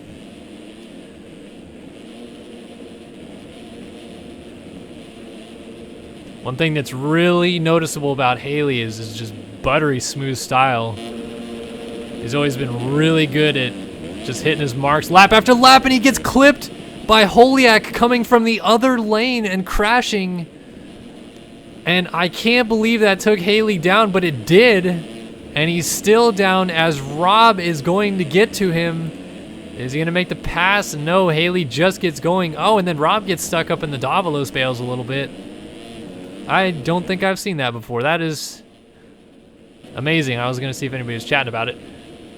So that gives Mora suddenly quite a big lead. You can see that rut developing on the inside, as I mentioned. So Mora's still swinging wide. He goes 2 in, 3 on, 3 off, 4 into the corner.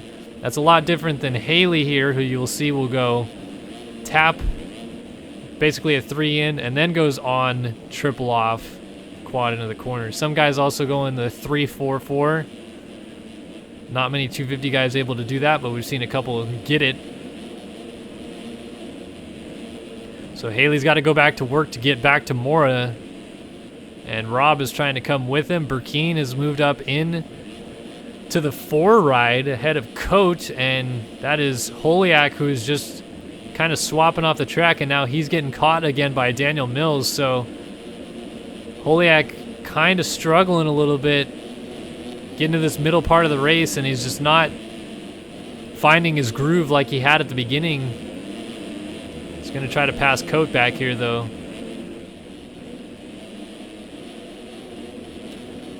See if that line's getting deep enough. Yeah, look at that line in the sand there for those guys is plenty deep enough. Now they're not only railing through the sand, they're actually scrubbing the triple, which no 250F guy was doing until this main event. Holiak trying to swing around the outside, not going to get it done on Coat. It's just fascinating with this newer road system to see how a track breaks down. Holiak kind of swapping there, able to save it, and might still get a pass done.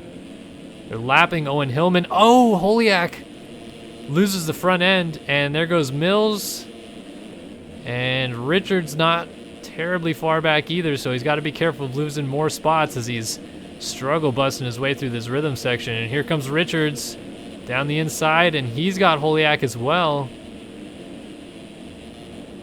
So Holiak going to try to fight back on Richards now. Oh, and he slides out again. No luck tonight for Holiak, losing the front end on multiple occasions. Holden Coat just got block passed by Owen Hillman, who's a lap down. So here's your battle for second. Kyle Robb on the 23. Your fastest qualifier, trying to run down your second fastest qualifier, Jack Haley. 11.5 minutes into this main event, so only 3.5 minutes and a lap to go. And so far, so good for Mora out front, who has never won a 250 main event before, although he is hung up in the corner. I believe that was him. I couldn't quite tell. I think it was him, but he's in front of all these lappers. And oh my. Chase DeSalle is 38 there. There was the 71 of Lang. And now Haley is about to hit all these lappers. And Rob is right there with him. So it's getting dicey. Rob got a pretty smooth line there. Actually gained a little bit of time despite swinging wide. Lang goes down. That was the lapper. And now Haley makes a mistake entering. So there goes Rob through into the 2 spot. Haley just kind of playing it safe there. Didn't want to try to bust out a triple in the middle of that. Potentially lose more ground if he went down. So now it is Rob who is going to try to chase down your race leader, Edward Mora. He is 2.5 seconds back, and they're trying to lap chase DeSalle there on the inside. And DeSalle making it impossible for Haley to follow Rob into that corner. And Haley off the track after trying to scrub it down. So now DeSalle moves out of the way.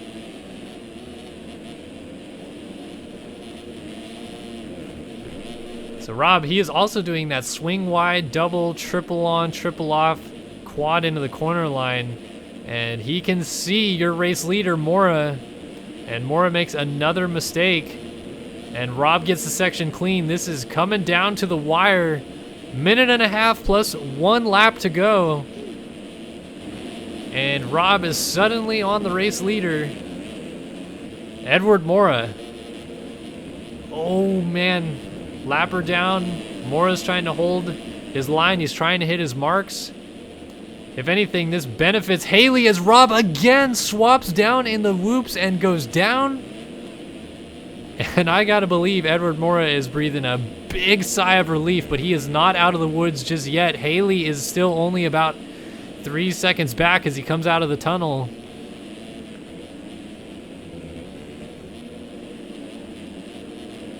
So Ken Haley on the 57 here, reel down that gap. Oh, it's going to just change anyway. Mora was down with the lead. Oh, man, he's got to be furious with himself.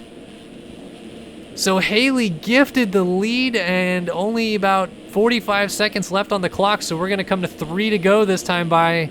So it's not necessarily over, but it's going to take maybe a fall out of Haley at this point as he's trying to lap Jack Zars. Oh, that was awful close.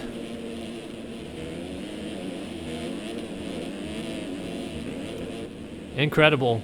Haley, 8th in his heat, second fastest qualifier, but 8th in his heat.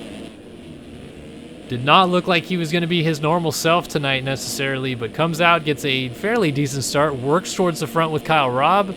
They get there together, then Robb makes another big mistake in the whoops, goes down again. And Haley thrust into second, then given the race lead after Edward Mora crashed all by himself with it. It's weird how he crashed too. must have cased the triple on. So the white flag should be waving now for Jack Haley, so I'm mistaken. It was 2 laps to go. And white flag is in the air, race leader and championship leader looking to extend his points lead with a second victory of the season. Rob was down again, so he's lost more ground to Mora, but Mora just completely yard sailed. Unfortunately for Rob, he is absolutely buried in lap traffic. And Mora is down again. His own teammate just hit him and someone else hit him. Nobody can see him in those bales. And so Rob on the 23 takes out Noah Baker, then comes back across the track, and there is just absolute chaos. There's lap traffic everywhere. And that is Williams, who got together with DeSalle. Now DeSalle takes out Mora, and Code is going to go through for the 3 spot. And Rob has moved his way up to second and avoiding all of this chaos and cruising this thing home.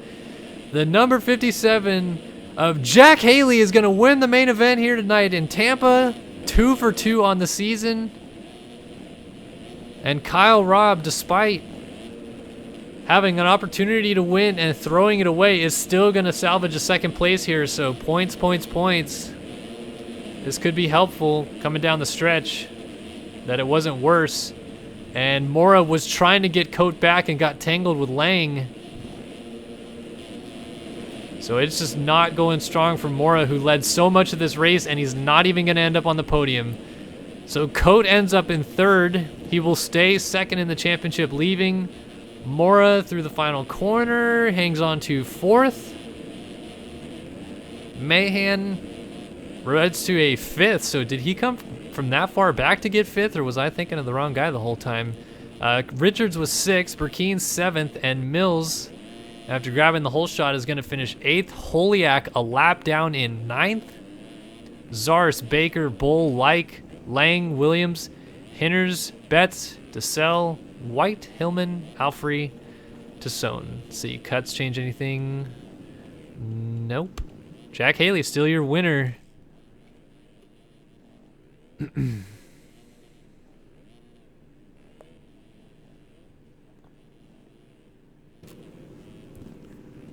Wow, wow, wow.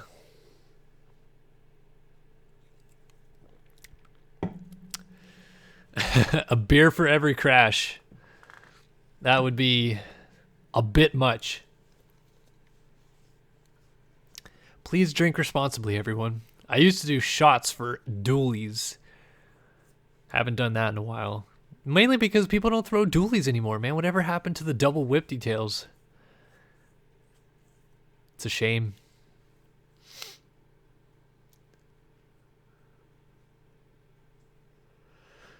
Oh boy. So, if that 250 main event wasn't crazy enough, we might have a crazier one coming up in this 450 class. Kind of a lot on the line for these guys. Championship is close. 11 points between Mitchell and Leclerc. Leclerc up 11 points in the championship.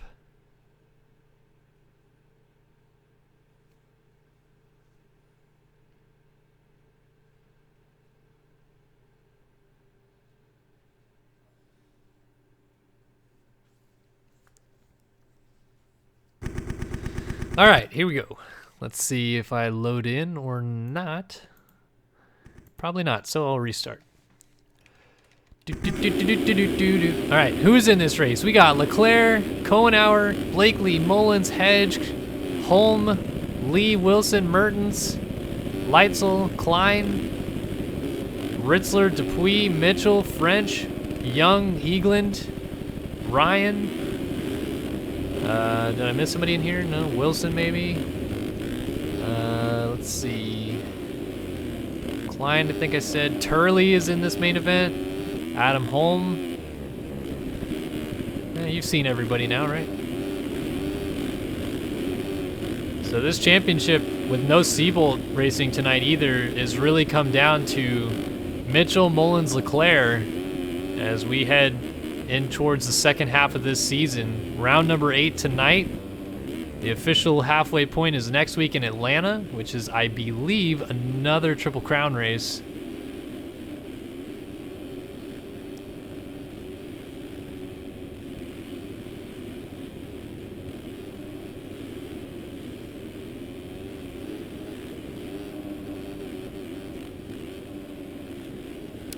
All right, so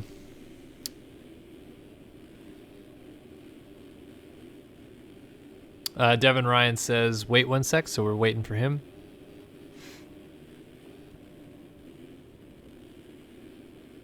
Oh, we might be doing another warm-up lap. Fresquez apparently was not in the server for the warm-up lap, so Fresquez needing a little help there.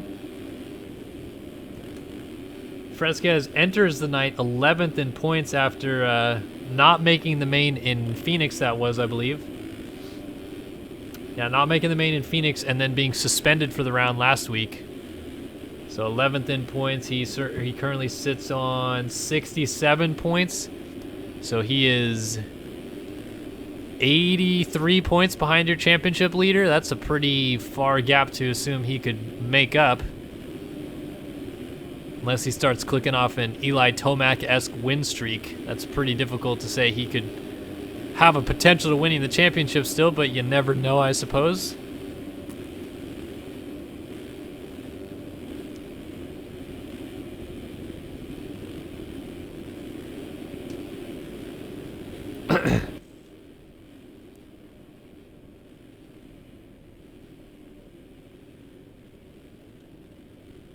So Devin Ryan is the person we're waiting on here.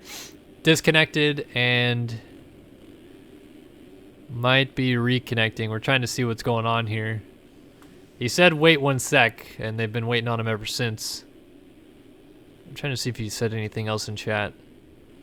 I don't see. All right, they say he's got 1 minute. Supposedly he restarted his computer.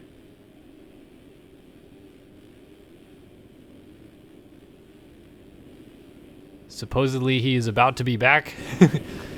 Just tantalizing updates from the chat room.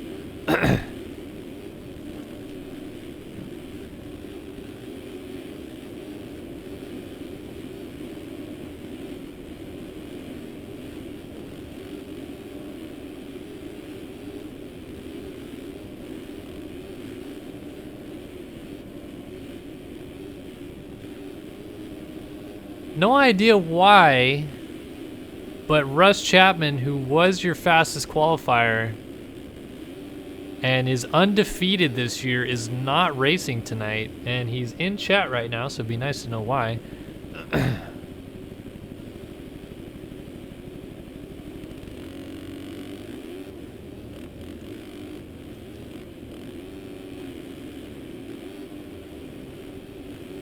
We're still waiting. It looks like still no sign of Devin Ryan just yet.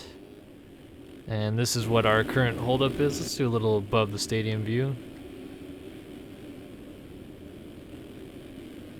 They look like just little ants riding around out there.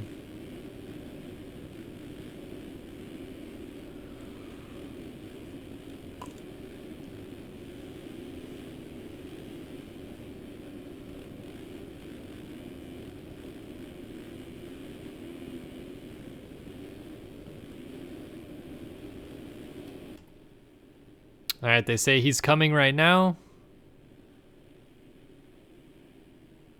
And they say give him just a few more seconds.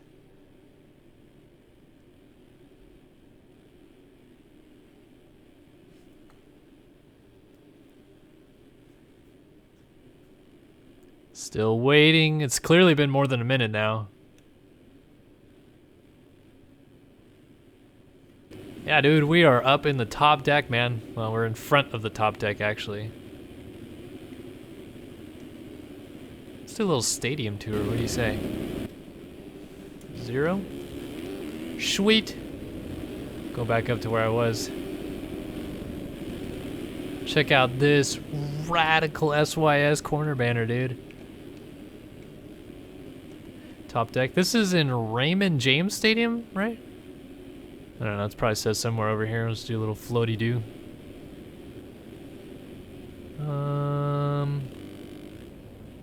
Nope, doesn't say anything over here. Meanwhile, we'll just go ahead and do a little quick sponsor plug with all these fine people over here. Race Tech Suspension, MotoOption Clothing, Fam MX Designs, of course, MXS EMF, stepping up, helping out the series. Hey, look, that's us right there in the middle top-ish. SYS.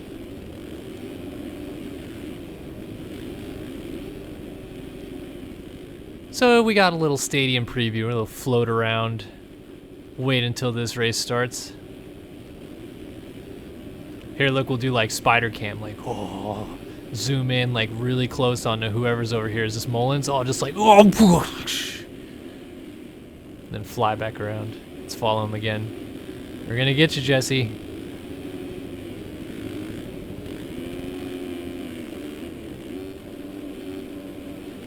This is like an ultra third person lap.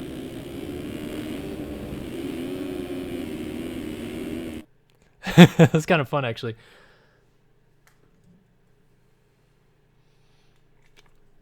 All right, not too sure if this will be a warm-up lap. It will not be. We have 20 minutes plus 1 lap on the gate. Fresquez loaded in. Looks like Devin Ryan is also here. And we are set to go. Round number 8 of MotoOption Supercross from Tampa is live on Start Your Systems TV. Kohenauer on the 30, Leclerc on the 7. Nobody is gonna, whoa, contact with Leclerc, he's down. I couldn't see who hit him, but it is Kohenauer with the lead. Leclerc had the inside. I'm not too sure if someone clipped him from behind or if somebody else tried to get down the inside and didn't see him. I don't know what happened, but he is down in the first corner, and it is Kohenauer from Reed Young, Chase Blakely, and Colton Mitchell's got a good start.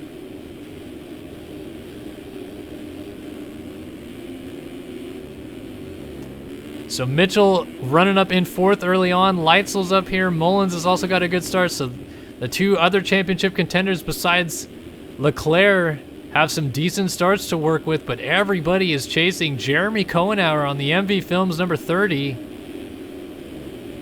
And he is looking sharp in the early run and trying to keep checking. It looks like I saw Leclerc flash in the background. He may be 21st. If it's not, he is buried. 19th for Alexis Leclerc. 2 weeks in a row of bad starts. And in fact, your defending champion Fresquez is actually 21st, so only 21 guys started. Not sure why.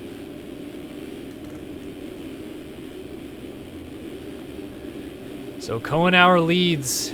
Mitchell now up to 2nd. Leitzel is 3rd. Blakely, Young, and then Mullins will go on board with the 9 here as he's in 6th right behind this good little group. Mullins and Mitchell both in some really prime territory right now to gain some good points. Mullins entering 23 back of Leclerc. Mitchell entering 11 back. So far, the East Coast has not been kind to Leclerc when it comes to race starts. And I just wonder, and this is all speculation, if that first turn chaos that caused Leclerc to go down might not have been a little intentional, just because from what I saw in my vantage point, he was all alone on the inside and then got shoved from behind. And we talked a little bit about it before about Leclerc and his aggressive passing the last few weeks as Mullins gets a little twofer there. You don't want to make enemies if you're trying to win a championship in this series. That's what Fresquez has been known for being so good at. He hasn't got a really bad track record ever before. He's always been real friendly with everybody. And on top of that, he's super fast, so as long as people give him the room on the track and he's as fast as he was, it's pretty easy to cruise through the field sometimes. But Leclerc, no one's given him an inch lately given his riding techniques. So Mullins 56-1, he has moved up into the 4 spot.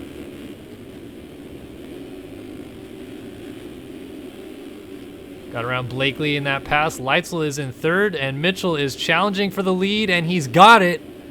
So the number 6 machine, 2nd in the championship entering, he moves into the lead temporarily, though, as he cases the rhythm section, and Kohenauer is going to try to fight back.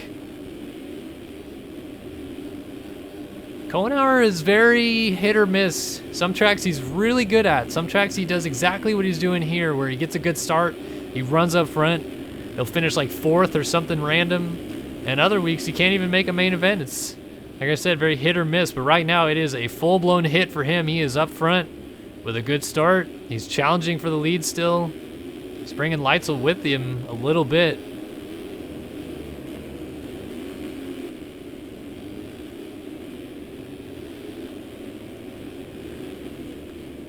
So the front three trying to kind of extend it out a little bit, but Mullins is also wanting to keep it close. Different rhythms, and here comes Leitzel quadding over Kohenauer. He's got him. So Leitzel on the 45, he completes that move to get into second. And now the next guy coming is Mullins, although he's just made a big mistake in the rhythm section. Let's scoot back. Young 5th, Blakely 6th, Holmes 7th, Lee 8th, Turley 9th, and Leclerc now peeking into the top 10, 4.5 minutes into this thing. So from 19th to 10th in roughly 4 minutes, maybe less. He's on the move. Doesn't want to lose any more chunk of points like he did last week. Finished up in 6th. If he can get there again, he should keep the points lead no matter what. As he sweeps down the inside, he's going to try to make the pass on Turley. Turley swoops down and tries to block him, but Leclerc just kind of nudges him out of the way. Most other riders would go down in that instance from front end lock, but hashtag Leclerc hacks. So this battle in front of him consists of Cameron Lee trying to run down Adam Holm, who in turn is trying to keep close eyes on Chase Blakely. They're spread out enough not to really battle each other, though. So that could, for the time being, make it a little more difficult for Leclerc to just get up to them and pass them, since they're not battling with each other.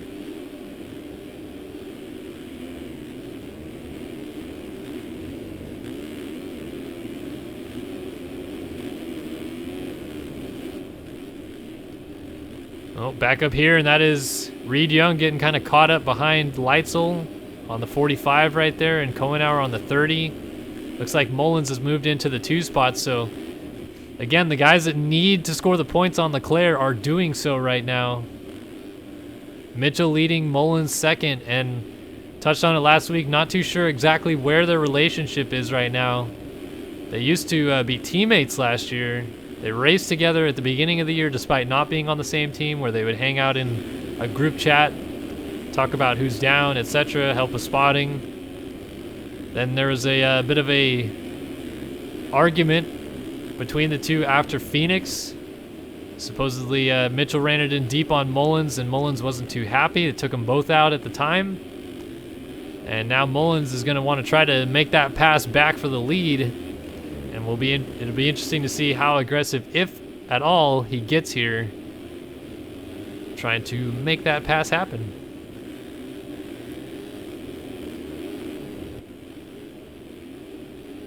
Gets the 3 in clean, the quad clean, and the quad into the corner clean. Let's go back on board with him here again. 54.7.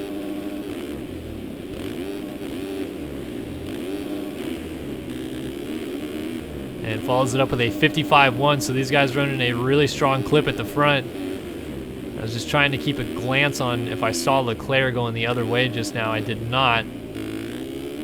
See if he's on the over-under when they come back around. Looked like that's about where he was last time by, so I'd assume maybe he is again.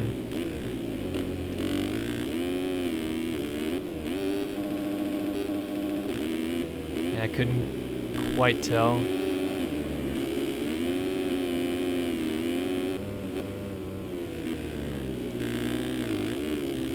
So you see Mullins, he shifts up to second, kind of lugs the bike, and he just made a huge mistake, but is fortunate to ride out of it. And Mitchell's down with the lead. So Mullins going down or making a mistake ended up being a bit of a blessing, because he probably would have quadded in right behind Mitchell and maybe got caught up. Instead, he takes the lead. Here is your battle for third, Reed Young and Chase Blakely. And that is going to go to Blakely as Young cases the triple in the middle of that rhythm section. Here is Leitzel and Leclerc. Leclerc again throwing it in deep. And stands Leitzel up. That's what I'm talking about there, though. 8 minutes into the main event. You're going to jump that far to the inside? You're going to start getting people saying, I don't think so. So Leitzel's going to try to go back to work and stick with him.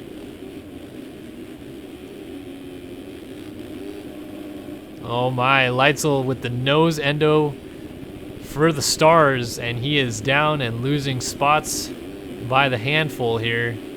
Going to get up in 10th right in front of Spencer Turley. So Adam Holm, he entered the championship 5th in the points tonight.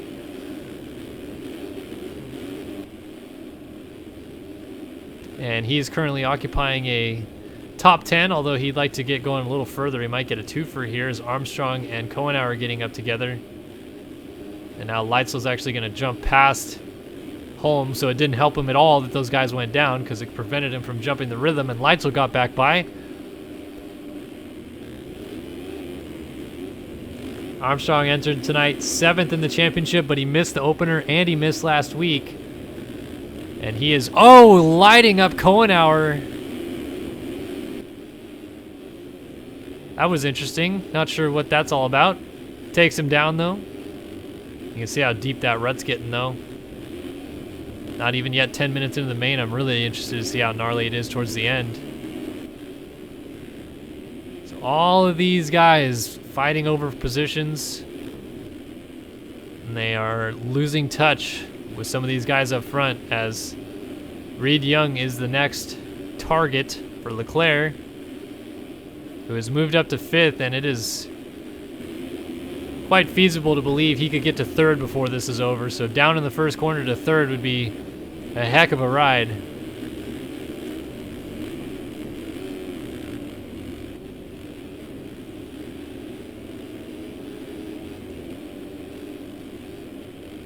So he's got Reed Young right in front of him. We'll actually go on board with Leclerc here for a lap and see what he's doing. 54.9, so he's not quite going the pace of your leaders. Oh, and he's lost the front end there. Went down, gets back going again. Somehow still tried to triple in there, and it's just going from bad to worse in this section. And he's still going to quad that? Jeez. Must be nice. All right, battle for the lead is on. These two are going at it. Mitchell is taking it back from Mullins, so maybe a fall somewhere for Mullins. But they are sprinting away from the rest of the field. That battle that we were just watching with Leclerc, I mean, he's not even close.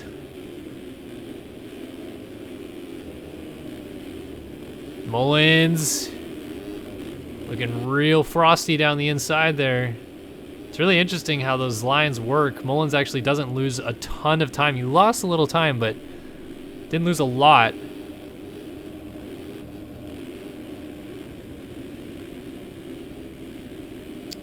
And he is just all over Colton Mitchell for the lead right now. 56 flat last time by. And the pace of these two is incredible. Lapping Dupuis, and then that's Sabrina Ritzler.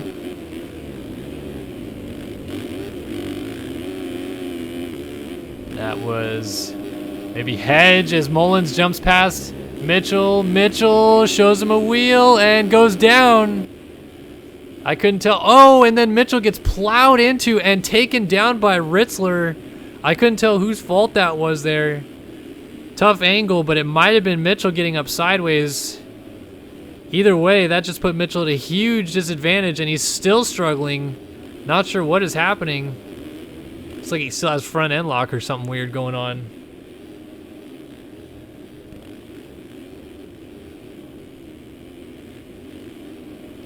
So Mitchell now has to go back to work, try to reel in Mullins. This is best case scenario right now for Mullins, although he would only gain 7 points towards Leclerc on the championship, but knocking it down from 23 to 16 is probably a pretty good scenario in Mullins' head.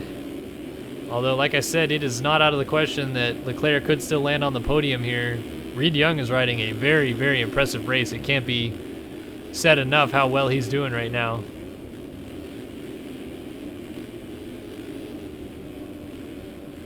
And just as I say that, he dumps it out of third, and there goes Leclerc into third. Blakely and, well, Armstrong could maybe get there. Most of these guys probably are not going fast enough to make a difference with Leclerc, so.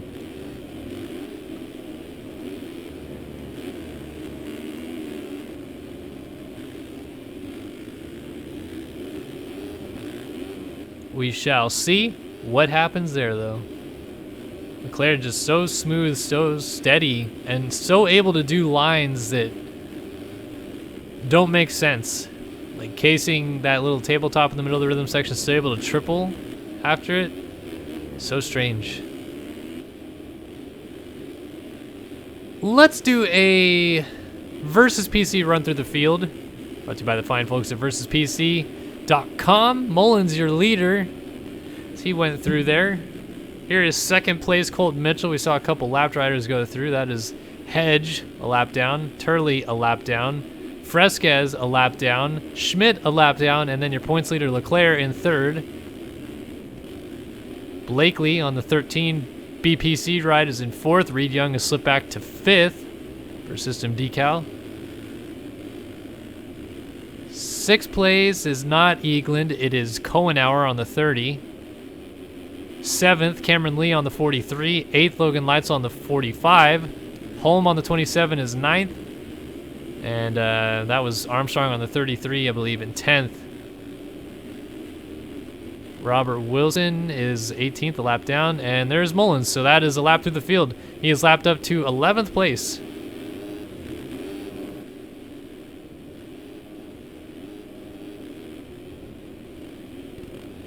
So Mullins looking comfortable. Who would have thought? A track with a lot of sand and kind of an outdoor-y feel to it, despite it being a Supercross, and Mullins excels.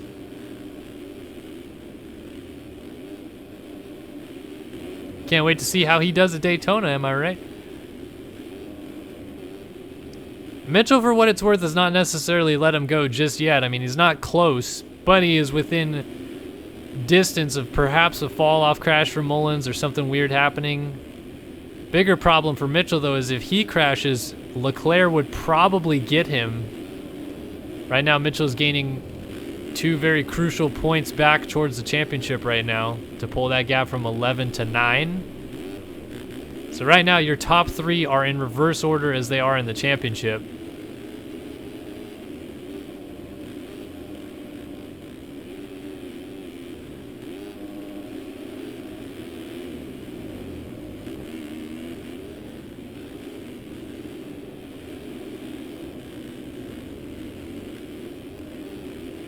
Yeah, look at how deep that line is getting through that first corner. And Leclerc is now able to go inside and 3 through that rhythm section. That's probably where he's gaining a lot of time. That's a big line right there to do that. And he's like scrubbing through the sand. It's mystifying watching him ride. It's like a different... He's like playing a different game sometimes. So Mullins just lapped Adam Holm, who is 11th, so he has officially lapped up to 11th now.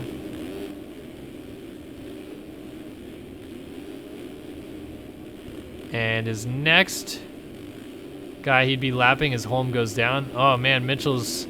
Oh, so Mitchell's trying to jump off of the inside rut and then 3-4-4 without having to do like a weird tire tap thing, which in all likeliness could cause a crash. Here's a good battle. Cohenauer and Blakely going at it. This is over the 5 spot.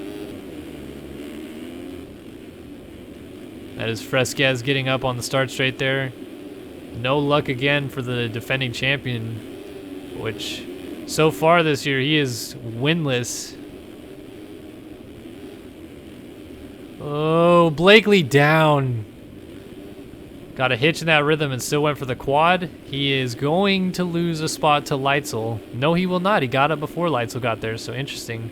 Nope, he's going to lose a spot anyway. Leitzel is going to casually jump on to the inside here and make that pass. Blakely trying to fight back, though. Cut it underneath a little bit. Leitzel going to take the outside line away from him and hold that spot, though.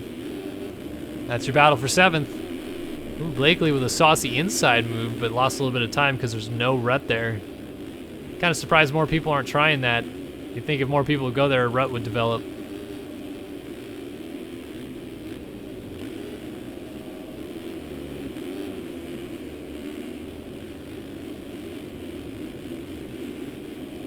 Good action out of those two. Here's your battle for the 5 spot. Or maybe the 4 spot now, actually. Kohenauer on Young is for the 4 spot, yeah. Reed Young still holding it strong down in 4th, and we are approaching the end of this main event quickly. So he's looking at a really good finish, his season's best.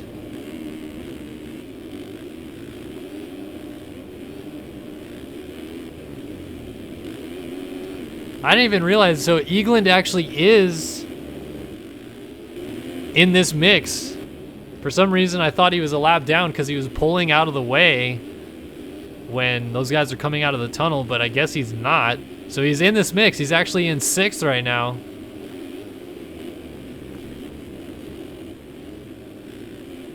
My apologies there. I didn't even notice. This battle is good, though. Look at Kohenauer staying low. It's not over yet. Reed Young has the inside line, almost contact in the air. Reed Young runs him high, and they both go down. Reed Young is having none of Kohenauer right now. And that might allow Eagland to get up there. Mullins has got to be lapping somewhere into this group now. Yeah, he is. Eagland and Blakely, yeah, he's lapped up to 7th, it looks like, as he takes the white flag. Mitchell has not given up. Leclerc is still trying to go for that big line, getting it clean.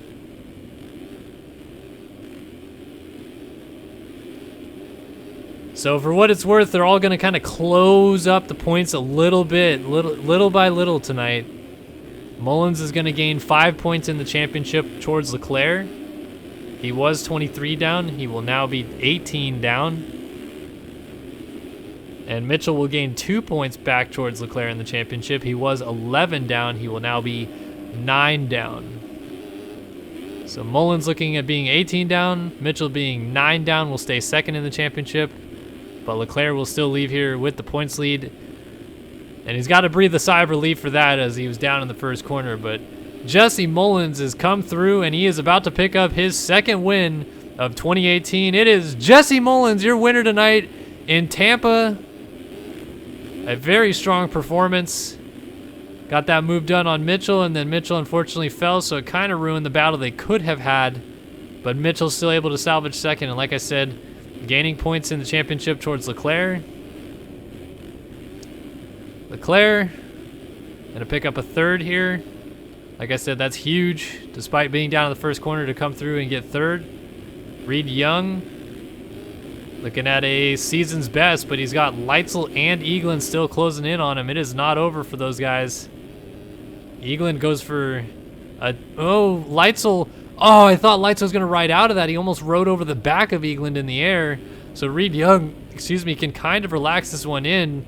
And his season's best finish, Reed Young 4th. Very good. Leitzel might get 5th unless Eagland goes full send.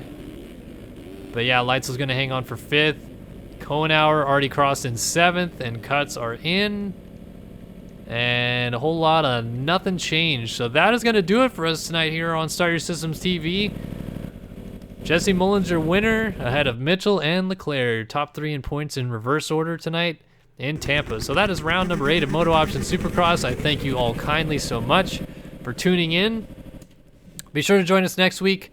Round number 9 of the championship and round number 2, I believe, of the Triple Crown series at Atlanta. Should be a good one. Of course, want to give a huge shout out to Versus PC for helping put on this broadcast this year. Can't thank them enough for being a personal sponsor for this whole deal. And then, of course, also to our series sponsors, MotoOption Clothing, Racetech Suspension, FamMX Designs, Squid Squad Clothing, MXS EMF, MXS Servers, MX Simulator the Game. Don't believe I'm missing anybody, but if I am, I apologize. You guys all make it possible, and we couldn't have done it without you. But I am Kellen Brower here on Start Your Systems. I hope you guys enjoyed round number 8 of the MotoOption Supercross series. Live here on SYS TV. We'll see you guys next week in Atlanta. So long for now.